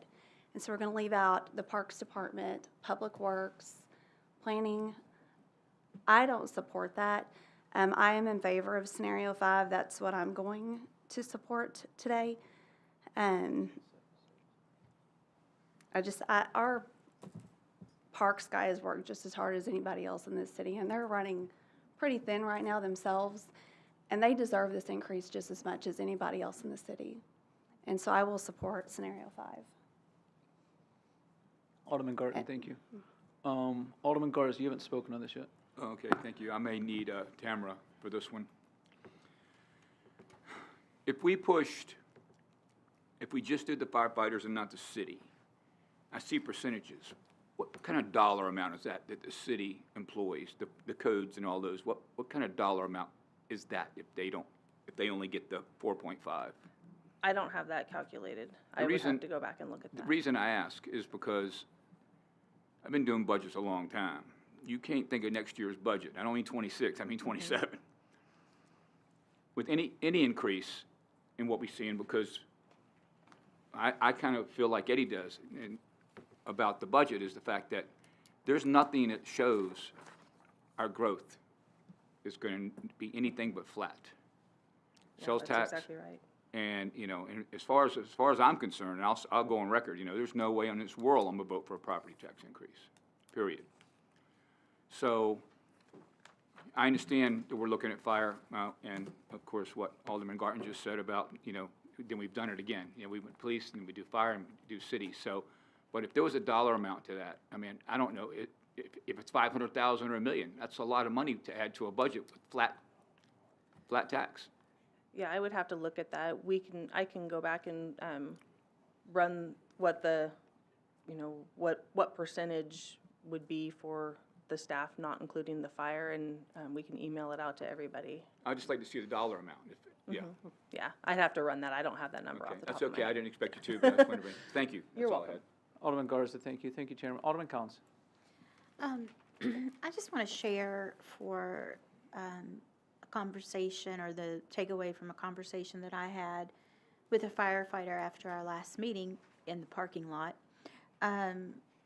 He shared with me the perspective, which kind of tilted me on my axis, that a lot of people who work for the city outside of public safety can leave and go into the private sector.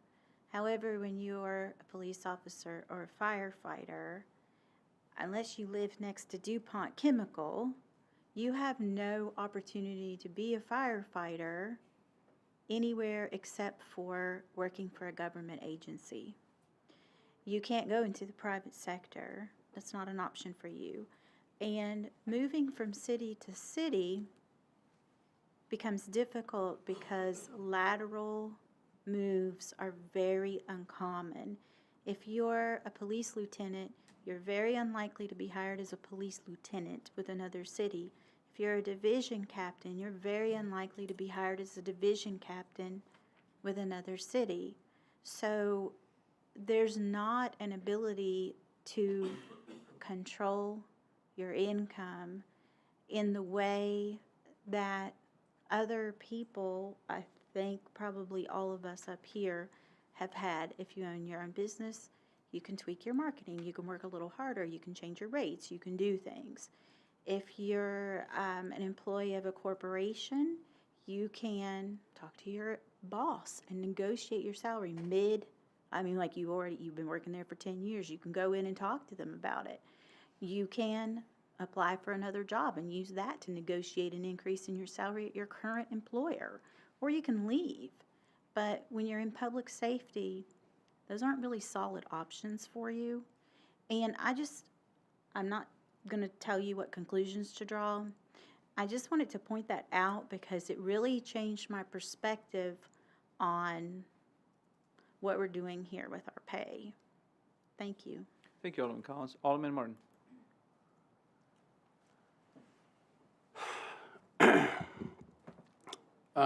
Somebody said something about morale, I guess with the city employees, but I've never seen a group whose morale was so busted over the last 3 or 4 weeks. We have a chance to do that, at least give them their opportunity to hear a vote on their scenario, number one. I don't know why some of us are working so hard to deprive them of that simple simple opportunity. So I'm going to make a motion to call the question. I hope the other aldermen will let us do that. So we have a a motion from Alderman Martin. Do we have a second? A second from Alderman Bergdorf. I was planning to say something. This requires a 2/3 vote to cut off the discussion on this. So Jason, you ready for us to call the, nope, not yet? Just a point of parliament, appreciate the motion. Point of parliamentary question to the mayor. Did you say you had something to say on this? I do.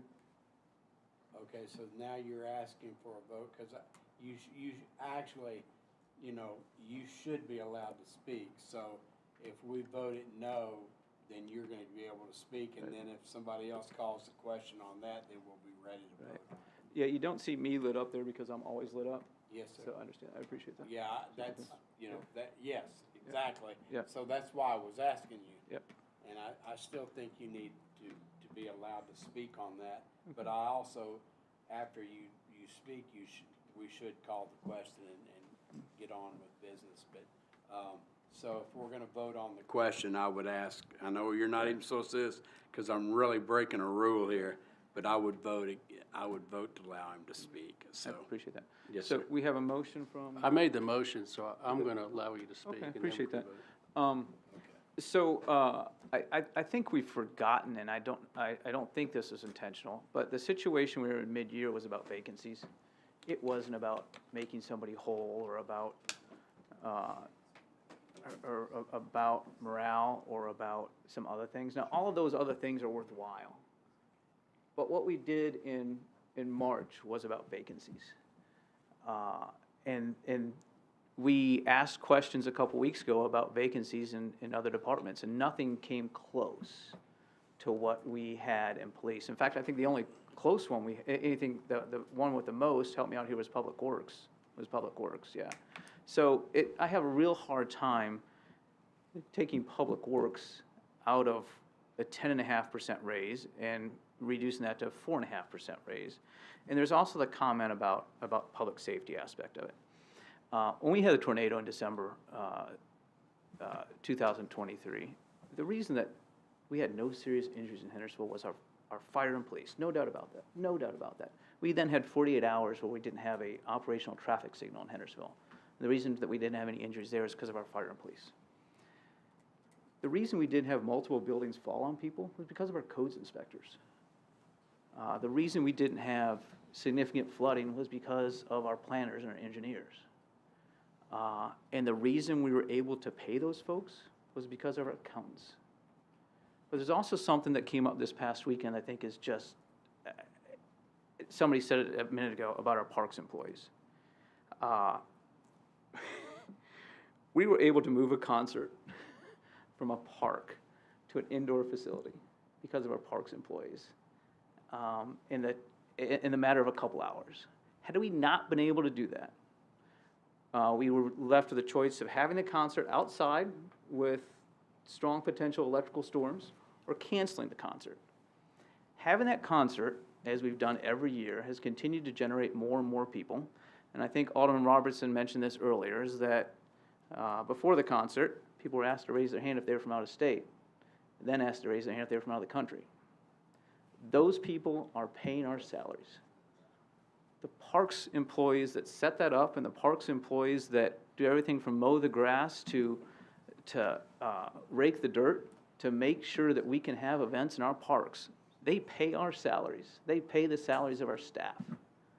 To say that they only deserve a 4.5% raise and that the 10.5% that Alderman Robertson is proposing is an alternative, that bothers me a lot.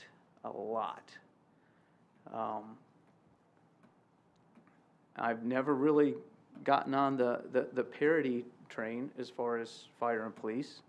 But this is above the 10% that the board voted just back in March for the police. And to the detriment of all those employees that I mentioned, and even more a few minutes ago. I would love to give all of them more, but I think it's very reasonable that we give our planners, our codes inspectors, our engineers, our parks maintenance workers, our accountants. All those people, especially those that provide safety and those that provide revenue for the city of Hendersonville, so we can pay our public safety people better. I can't look them in the eye and tell them that I voted to reduce their raises from 10.5% to 4.5%. I cannot look them in the eye and do that.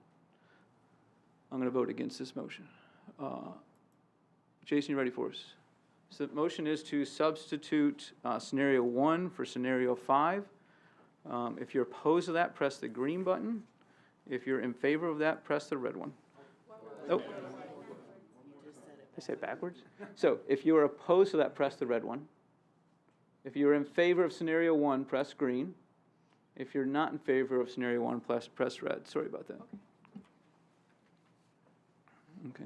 Leave it up there, Jason. So that fails 7-6. Voting in favor, Alderman Bergdorf, Skidmore, Martin, Sassy, Collins, and Evans. Voting against, Alderman Robertson, Garten, Goodwin, Dixon, myself, Alderman Garza, and Alderman Ward.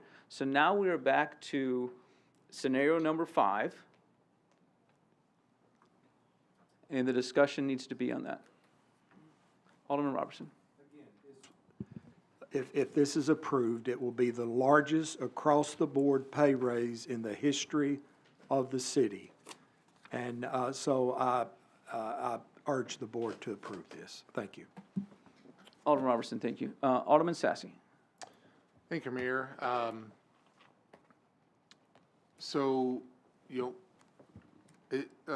parliamentary inquiry, actually. So if this passes, we can no longer talk about actual pay, right? So I could not bring up the 2A? No, we absolutely could. Because, so right now, we're focused on an amendment that's just about pay. So we need to talk just about that. When we get back to the main motion, which is the budget, anything under the budget can be discussed. So I could then propose the 2A option after 5 is already passed? You could. Okay, thank you. Okay. Alderman Collins. To have a break. We've been here 2 hours. Do you want to make a motion? I move for a 10-minute break, please. So we have a motion for a 10-minute break, a second from Alderman Goodwin. All those in favor say aye. Aye. Those opposed, please say no. That passes unanimously. Thank you all.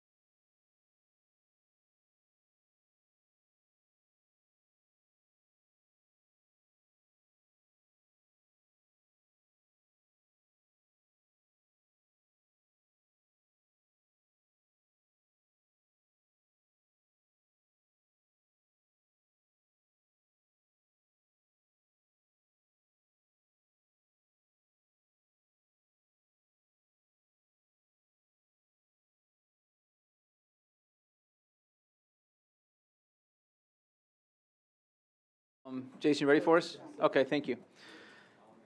I can't remember who had the floor. Alderman Collins, I have your light lit up. Were you? It's did you have- because I moved for a break. That's right, okay. You can turn it off. Okay. Okay, so we're back on scenario number 5. Any discussion on that? So hearing no discussion, and we have a proper motion and second on scenario number 5. Oh, go ahead, Alderman Skidmore. I'm thinking about it, and here comes, never mind. I'll take it back. I answered my own question. There you go. Good work, Alderman Skidmore. Alderman Collins. I know we've been doing this for a minute, but I just want to say that 2A, and this might not be popular with the people we have in the room, but 2A for me, I do like it better because, Jason Gallo, can you tell me what's the entry level for our lowest pay grade that we currently use? Like, Hold on, Jason. Okay. Sorry, I'm just pulling that up. So you're specifically asking, like the lowest pay grade that we hire people? that's our general grade 9. We have a grade 7. We don't have any We don't use positions it. that really use that. That's why I asked it that weird way, because I knew we had some we don't actually use, right? General grade 7 is one that we have that we don't use, but general grade 9 is one that's regularly used. I believe that Is that part-time? it's full-time. Okay, thank you. Yeah, often the part-time positions fall on the temporary grade. Okay, thank you. Yep. Step 1 and I think what's on the screen right now is actually, I can't see the date on it. I can't read it. You're good. 6/22/25. It's the mayor's proposal, so this will be the one that would have included the mayor's proposal. So if I'm going just off the one that was approved in March, the entry step on step 1 is around $19.44 an hour. Okay. So, does that answer your question? Yes, it does. Okay. The reason I wanted to know that is because we have people that are making potentially less than $20 an hour.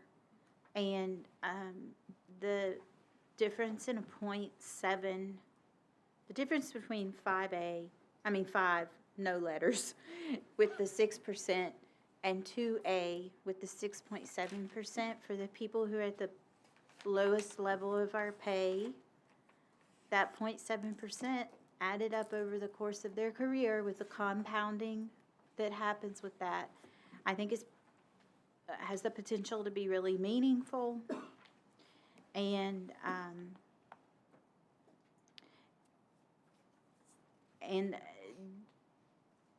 I think it impacts more people positively than it harms by giving them the 0.5% lower in the middle area. I think it's more important to give the lower paid people even that 0.7%. I think it's meaningful. It's meaningful to me. And so my preference would be for 2A. I see that Alderman Sassy has his button pushed, so I'm not going to make a motion since it's not my plan. But that's my personal preference. Thank you. Alderman Collins, thank you. Alderman Sassy. Thank you, Mayor.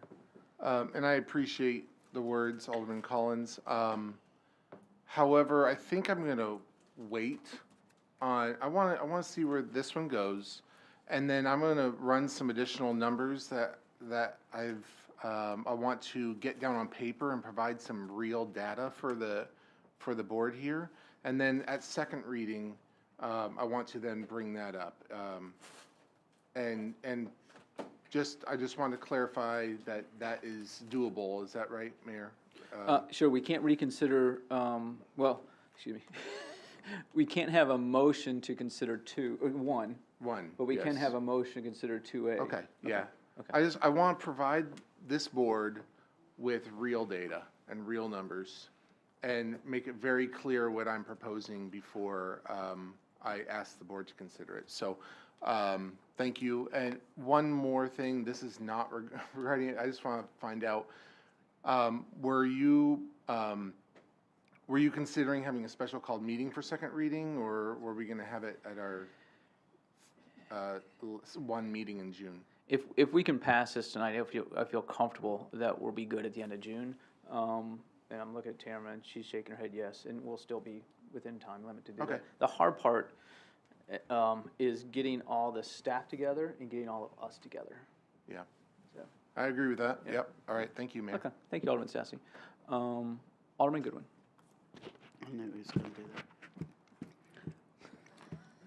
The reason I'm going to be for scenario 5 is the reason we got started with all of this was from the pay study with the police. The pay study that we're using, whether you agree or disagree or whatever, the mid-level fire is low. And so if we do the 6% for the mid-level, that will help more where there's more deficiencies in the pay.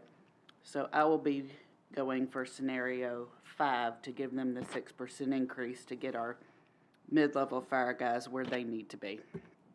Thank you. Alderman Goodwin, thank you. Alderman Robertson. Jason, please come forward. Because I did look up. I think that both scenario 2A and 2B are good proposals. I can't argue with them. But again, as Alderman Goodwin said, I looked to the pay study, and the pay study showed, and you tell me if I'm misstating this, that for battalion chief and for division chief, they're about 12% under market average, according to the pay study. When you look at the minimum step, yes. Yes. And so, so let's look at how scenario 5 in real numbers, because I've had you run these numbers today. How much more money would on average, okay, a battalion chief or a division chief earn a year more under scenario 5 than they would under scenario 2A? Sure. So, reminder, we're just looking at that 0.5% difference between the two. Okay. Yes. So the difference by adding in that 0.5% is on average about $500. On the battalion chief, it's just a little south of that. It's $483.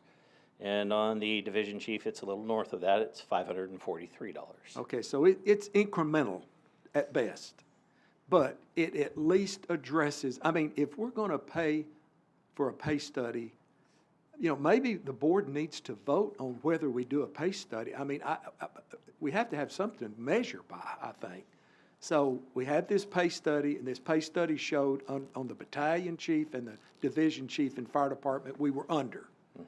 And so I think scenario 5 starts to address those issues better than scenario 2A. So, thank you. Alderman Jason. Robertson, thank you. Alderman Evans. Thank you, Mayor. I know we're looking, I guess I just want, from the very beginning, I was wanting to look at the 10%, 7.5, 2.5, which is the, and I know we couldn't fund that. That was originally scenario 2. And I know we're looking at, you know, ways that we fund that, but funding, it hindered us from being able to do that. So at this point, you know, for me, I was looking at options 2A and 5. And I know that there's good and bad for both of those. It's all in how you look at it.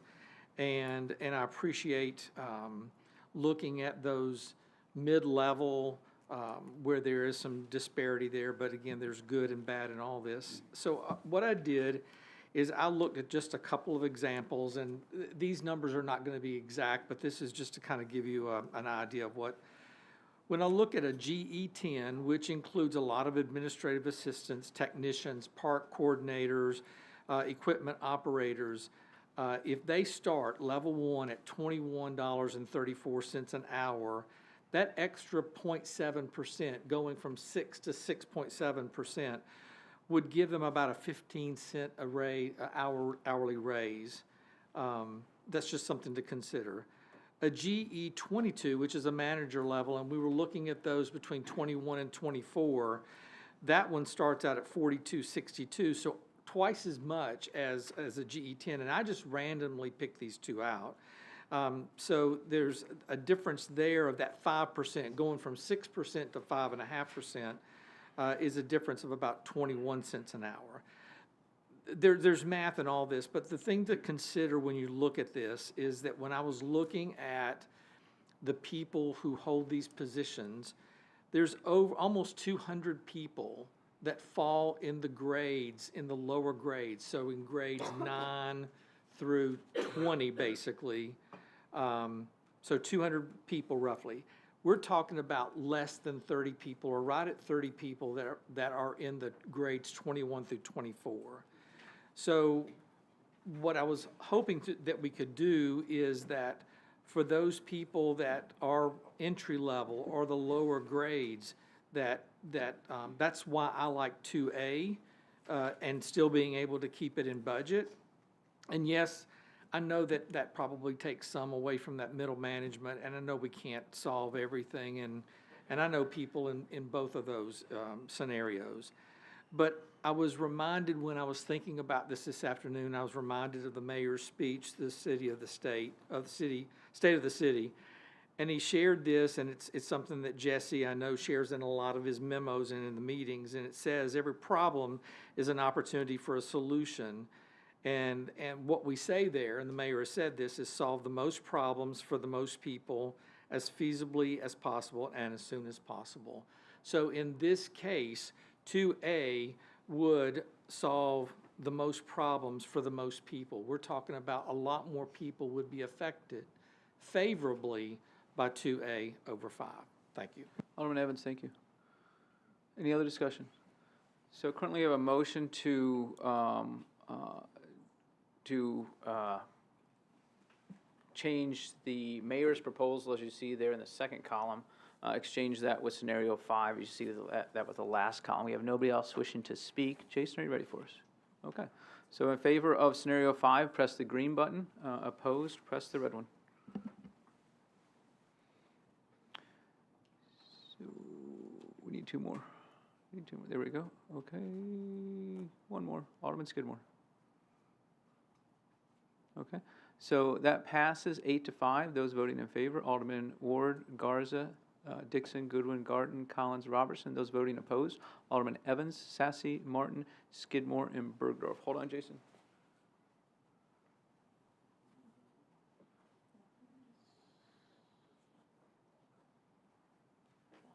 Okay, thank you, Jason.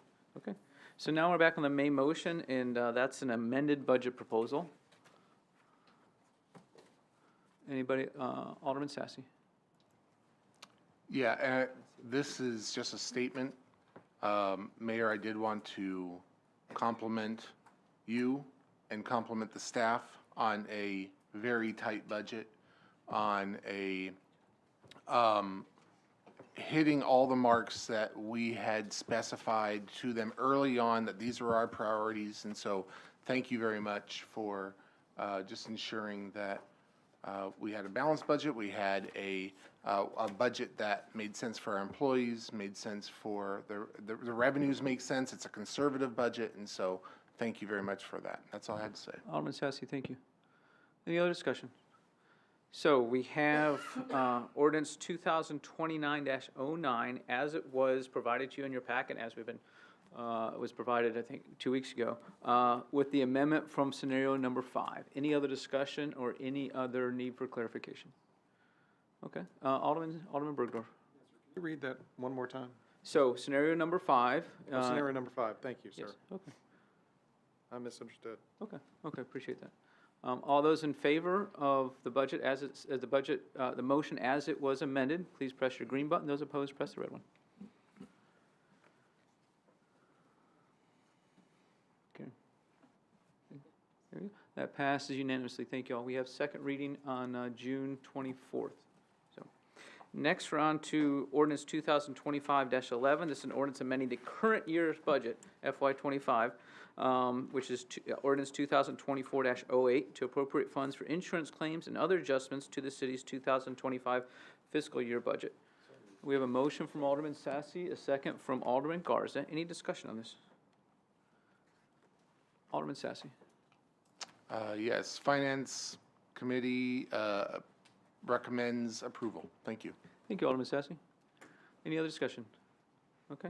All those in favor of, of ordinance 2025-11, please say aye. Aye.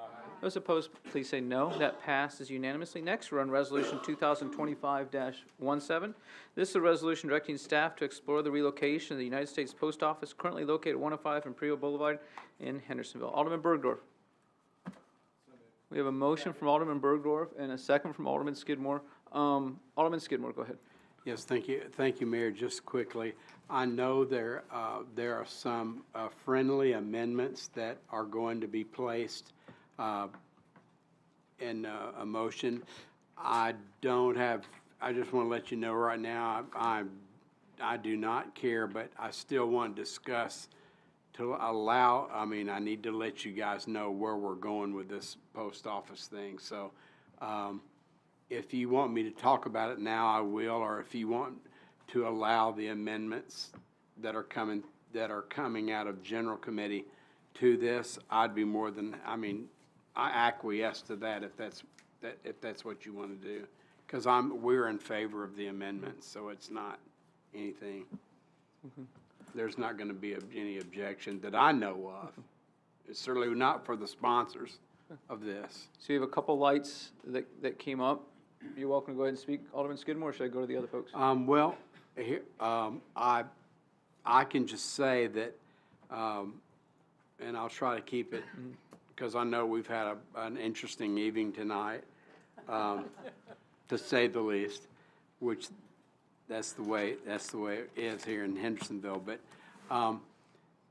if anyone in this community, or even in Goodlettsville, Gallatin, that word, I try to not use that word, or Nashville, or anybody comes to our post office, I guess we're the now, I used to think that the city was the 10th largest. Now I think they've done a census and we're the 11th largest city in the state.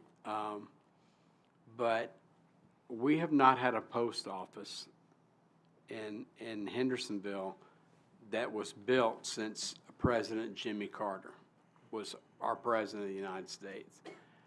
If you've tried to get your mail at Christmas or holidays or anything like that, you're out the door and you have to wait a long time for our postal employees to get to you. It's nothing bad about that. It's just time for a new post office for Hendersonville. Now, I know there's been a lot of talk about where it's going to go. Why is it going there? But there's nothing of this ordinance that says it's going in. We don't even have the authority to do that. What this is doing, this resolution that we have from my colleague and Alderman Bergdorf and myself, are notifying our political leaders in Washington that says, hey, we need a new post office and we need to start the process. And if you read this resolution, this is all that it really says, provided with the amendments out of General Committee that's coming. Now, there's been a possibility, which I think is a very, very wise suggestion, that maybe we have two post offices. Keep that one there, and then maybe explore somewhere else, which that's fine with us. And correct me if I'm wrong, but that's fine. The thing about it is you can go to the post office in Goodlettsville, and it's quiet as a church mouse. There's nothing there. You can go, but you go here, man, and it's backed up. Even the post office boxes that people rent, I think they're just about 99% full. We just need a new post office, and this is the very first step to let our national leaders in Washington, D.C. say to them as a governing body, yes, we all are in favor of having a new post office in Hendersonville or an additional post office in Hendersonville to help our constituency, which really the city has no responsibility or jurisdiction over. This is not a political football by any means, but I think we need a post office. I mean, have you ever tried to get out of their parking lot at about 4:30 or a quarter to, or about 3:15 or something? Have you ever done that? If not, or go by and drive it when you're driving home from Nashville, look at it there. So Mayor, this is all this is, but if General Committee, Chairman Garza and others want to put an amendment, because we did discuss those amendments in General Committee, we're agreeable to it, Mayor. Thank you. Alderman Skidmore, thank you. Alderman Garza. Yes, thank you, Alderman Skidmore. During general, I don't think there's many amendments. I think we had some wording issues. Okay, yes, sir. That Lance cleaned up a little bit. Oh, okay, that's good.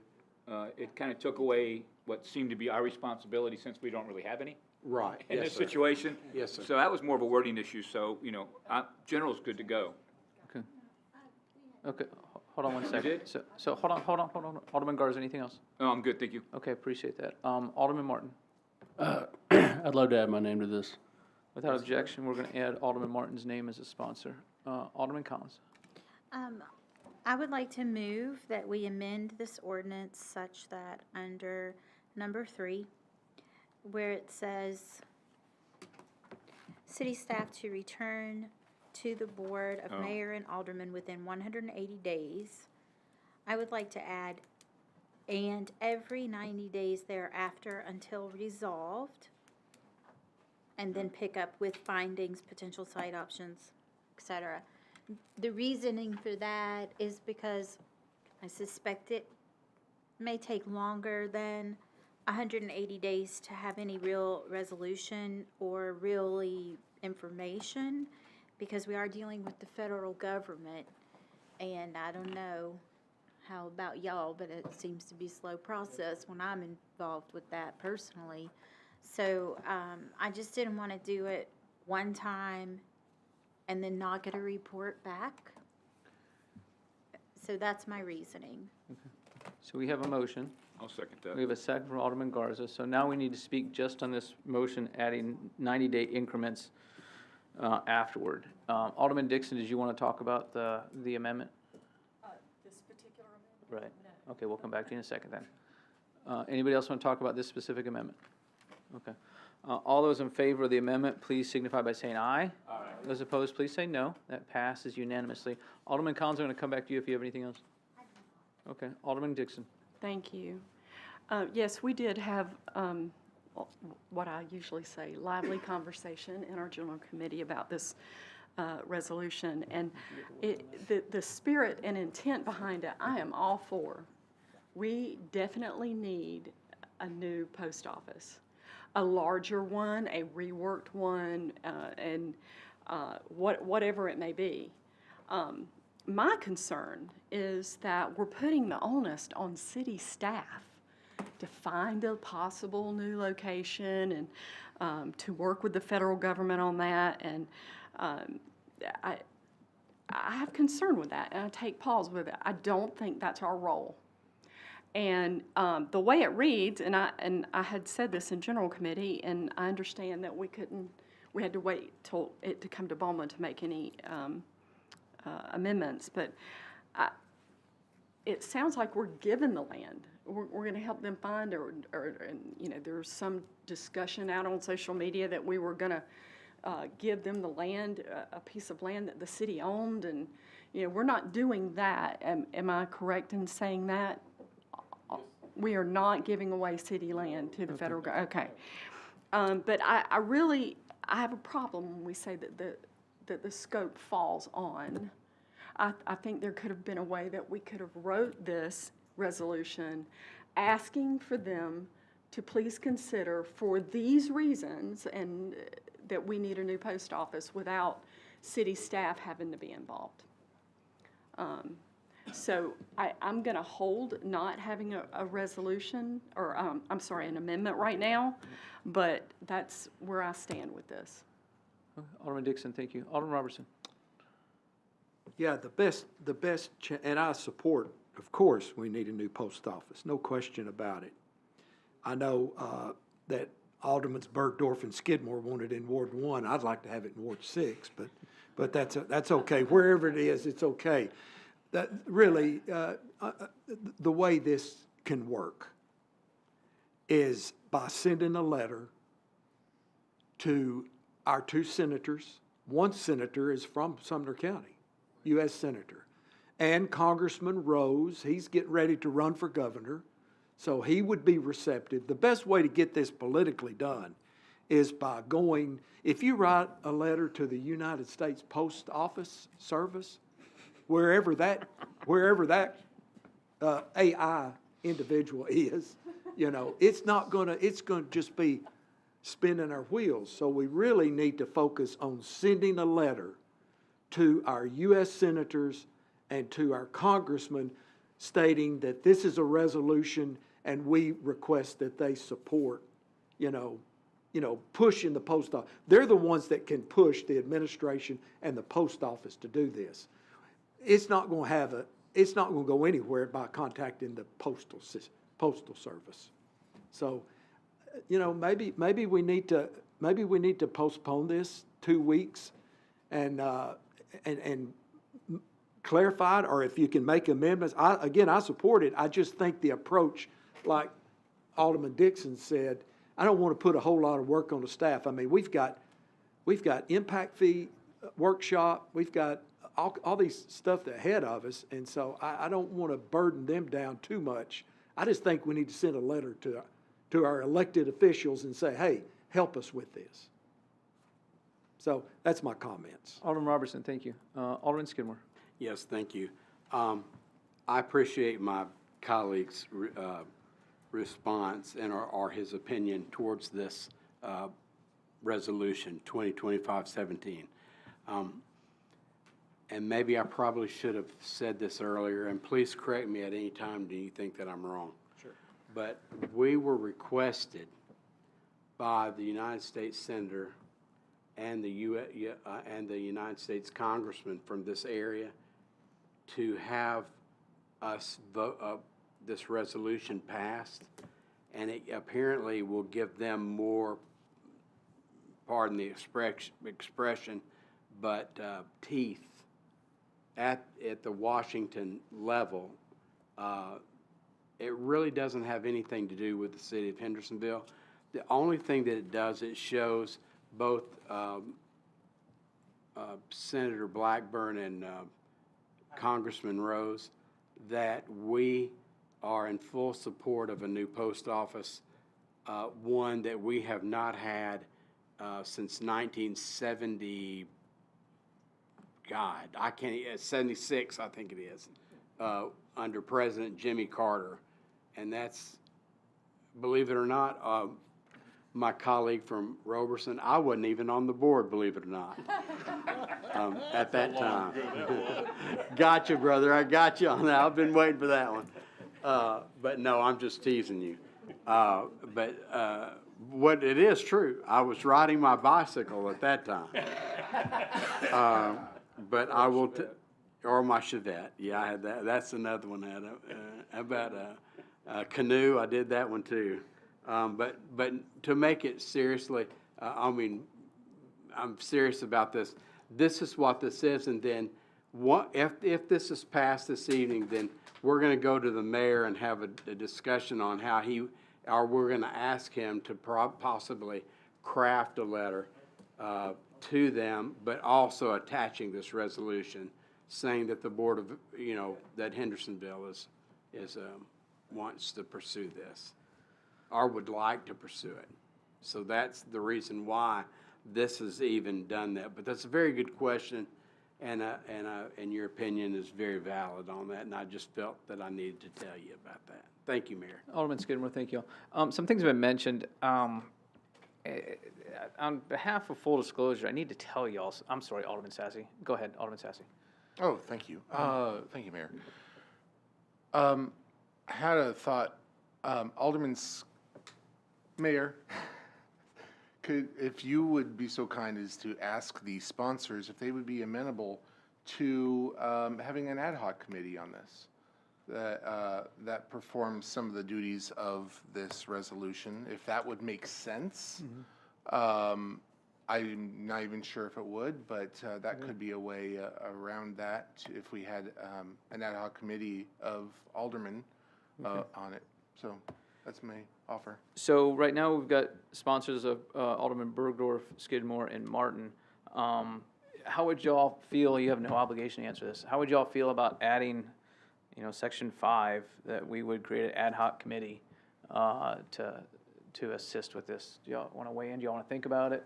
Yeah, Mayor, excuse me. Go ahead. All right, thank you, Mayor. That's fine with me if they want to do an ad hoc committee, because there's no clandestine maneuver here. This is just something this city really, really needs as a new post office. And I think it's something that we all can get behind on this board, but if you would like to do that, I don't have a problem with it. I look for the day to where you can go in a reasonable time and get out in a reasonable time for our post office. That's what I envision this. It's not, there's nothing, clandestine behind this. If you want to put a committee together, that's fine, Alderman Sassy. I agree. I'm with it all the way. Okay. Alderman Sassy, could I make a suggestion? Yes, Well, yes, okay, yes. One last thing, Go and then for it. I'll turn my thing up. I would also like to be added as a sponsor. Okay. Thank you. Okay, you're welcome. Without objection, we'll add Alderman Sassy there. Probably about 5 years ago, I was contacting some folks that live in this Hendersonville city limits in 37066 zip code. Alderman Collins, is that you? Okay. Alderman, what was that? Yeah. Office, it was bad. Yeah, also, Daryl Woodcock, no, he was 37075 for a time, and then 37066. We have, I want to say it's the neighborhood of 800 homes that are in the Hendersonville city limits, but their mail says Gallatin, and it's 37066. So I talked to the new postmaster we had back then, and then talked to Senator Hagerty's office, talked to somebody in John Rose's office. We talked about getting those folks in the 37075 zip code. They wanted to feel comfortable this is something those people wanted, and overwhelmingly it has been the case. We sent out some emails, and I think I actually forwarded this to the board back then as an update. It was in the neighborhood of 70 to 80% of people that were in the Hendersonville city limits wanted to have the same zip code as everybody else in the Hendersonville city limits. In talking with the postmaster, the best way she recommended was to encourage or do whatever we could to get a second post office in Hendersonville. Because at the 37066 right now, their mail is going to Gallatin. If their mail starts to come to Hendersonville, which is already at capacity, then that creates bigger problems for people who need to walk in and get served. So her recommendation was see if you can get a second post office, and then what they could do is that post office could serve that area, possibly 2 zip codes, but really we could serve the eastern part of 37075 zip code and get those folks over there that are Hendersonville city limits residents in 37066, get their zip code changed. I continue to have conversations with Congressman Rose's office, Senator Hagerty's office. They were somewhat helpful. I follow up with them every, probably 5, 6, 7 months about it. It comes down to funding, and they continue to seek that funding, but honestly, it's not the highest priority for the folks who are in power up there to spend more money in government. And I understand that. I mean, we just put together a budget here. Totally understand that. But if there's gonna be a new post office built, honestly, I'd like for it to be the second post office, not replacing the first. But I also think having a committee looking into this I think that's a great idea, to sort of give guidance to the city on what we should do. But I also have a question for Jason. It might be Jesse. Do we have anybody that, or who is the best person on staff or people I'm looking at the directions of staff in item 1, to explore the relocation of a U.S. post office. Who is the best person to do that? And if you say me, I'm going to disagree. I was going to say you. Okay. That would probably be me working with the planning department. So it would Okay. probably be Keith, Timothy, maybe Jay, and myself. I sort of suspected that. The same people are working on impact fees for us. So here's my next question is, how do we assess the impact of postal delivery? That's one of the items expected of staff.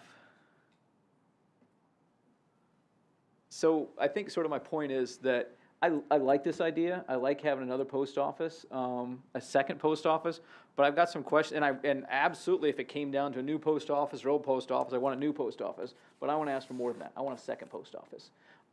How would y'all mind putting this off so we can look at creating a committee, so we can look at what the staff would actually do or who those folks are? We have an amendment that passed there, and that would still be part of it.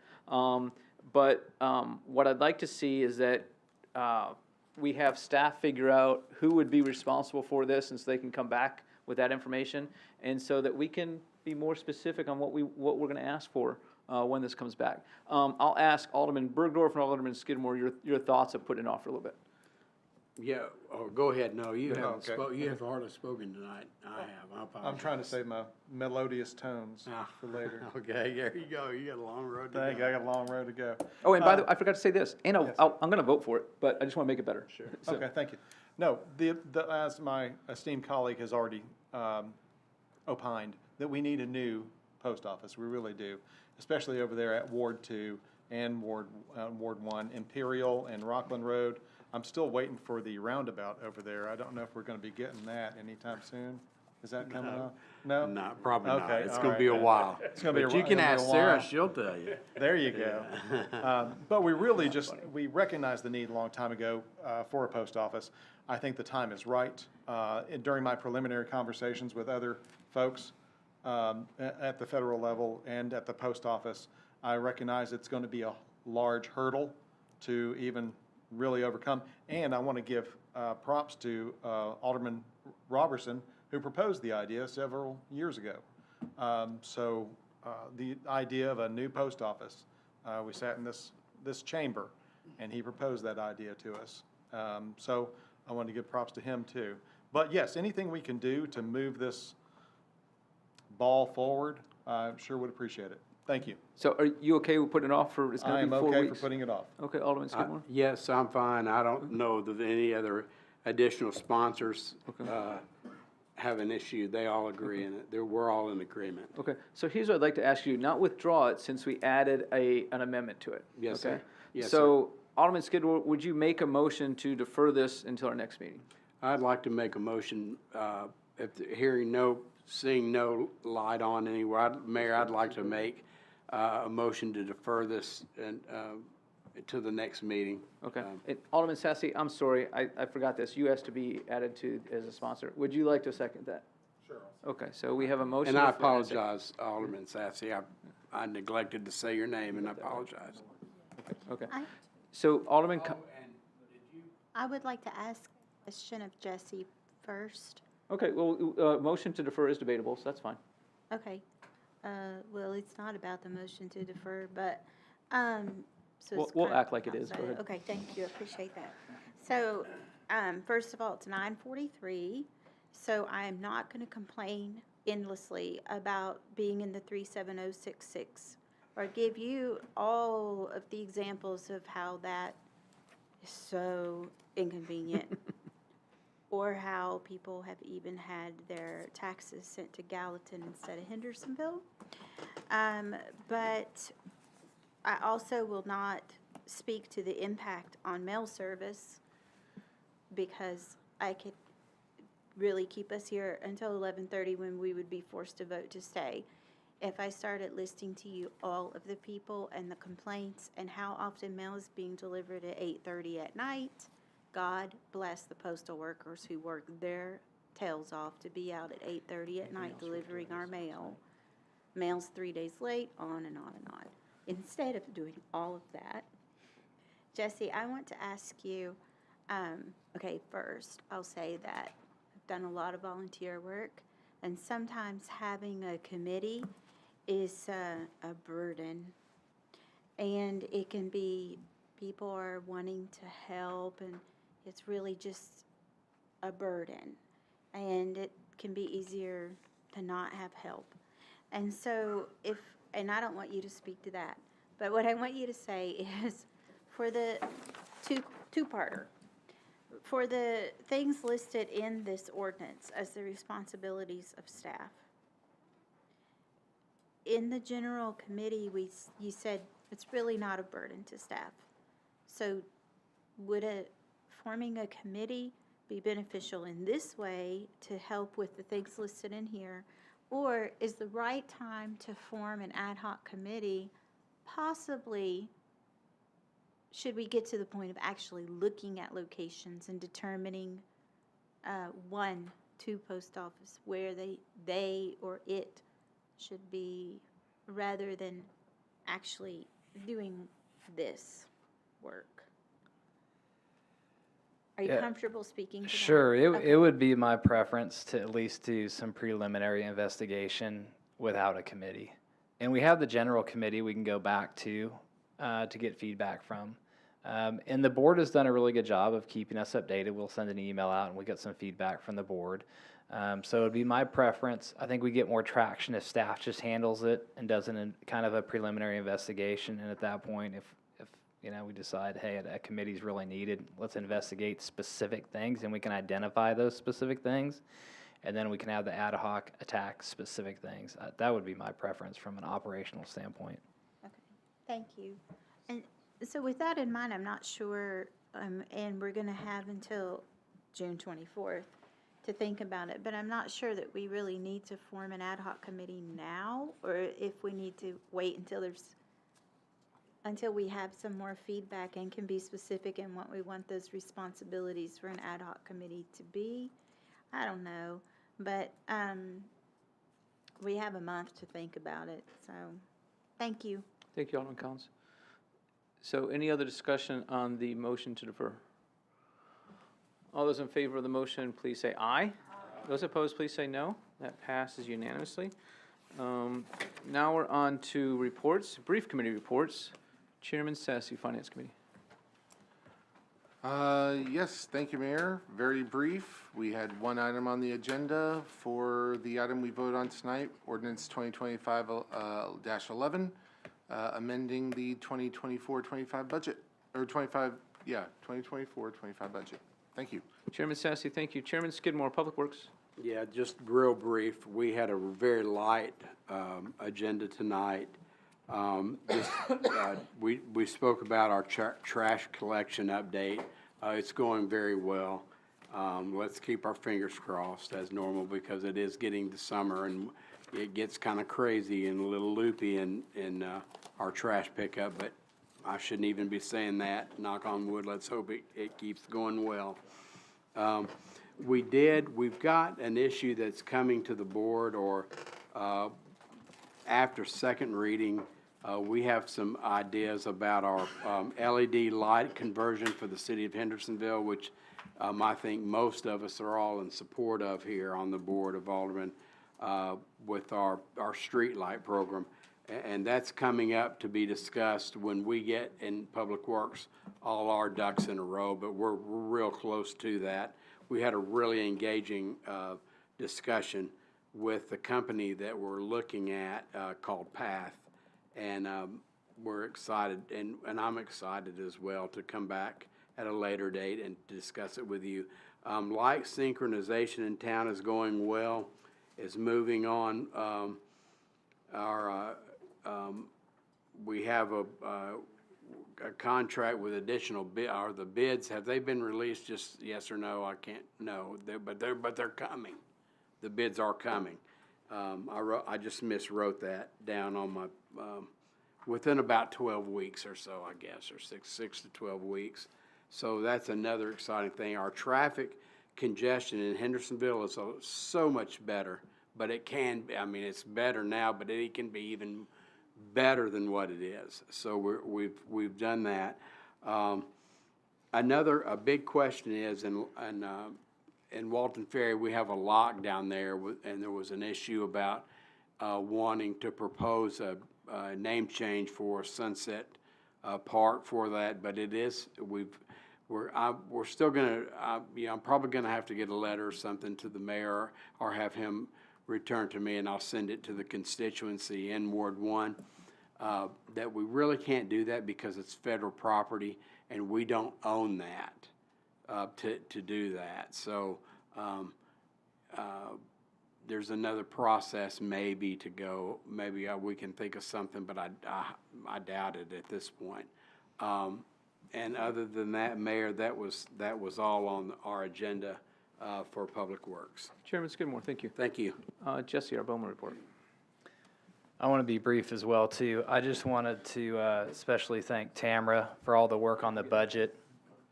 It's a lot of work. She put a lot of scenarios together and just has done a really good job. So thank you, Tamara, for that.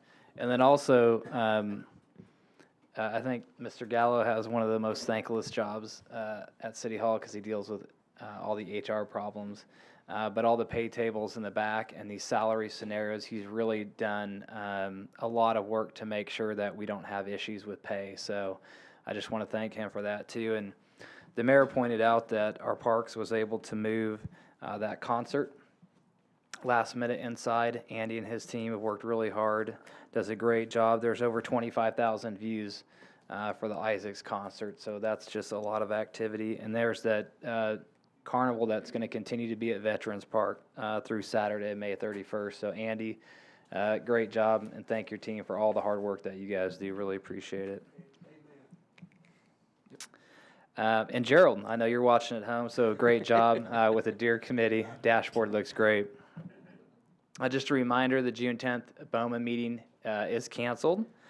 The BOMA report that is in your packet is a static report from May 13th.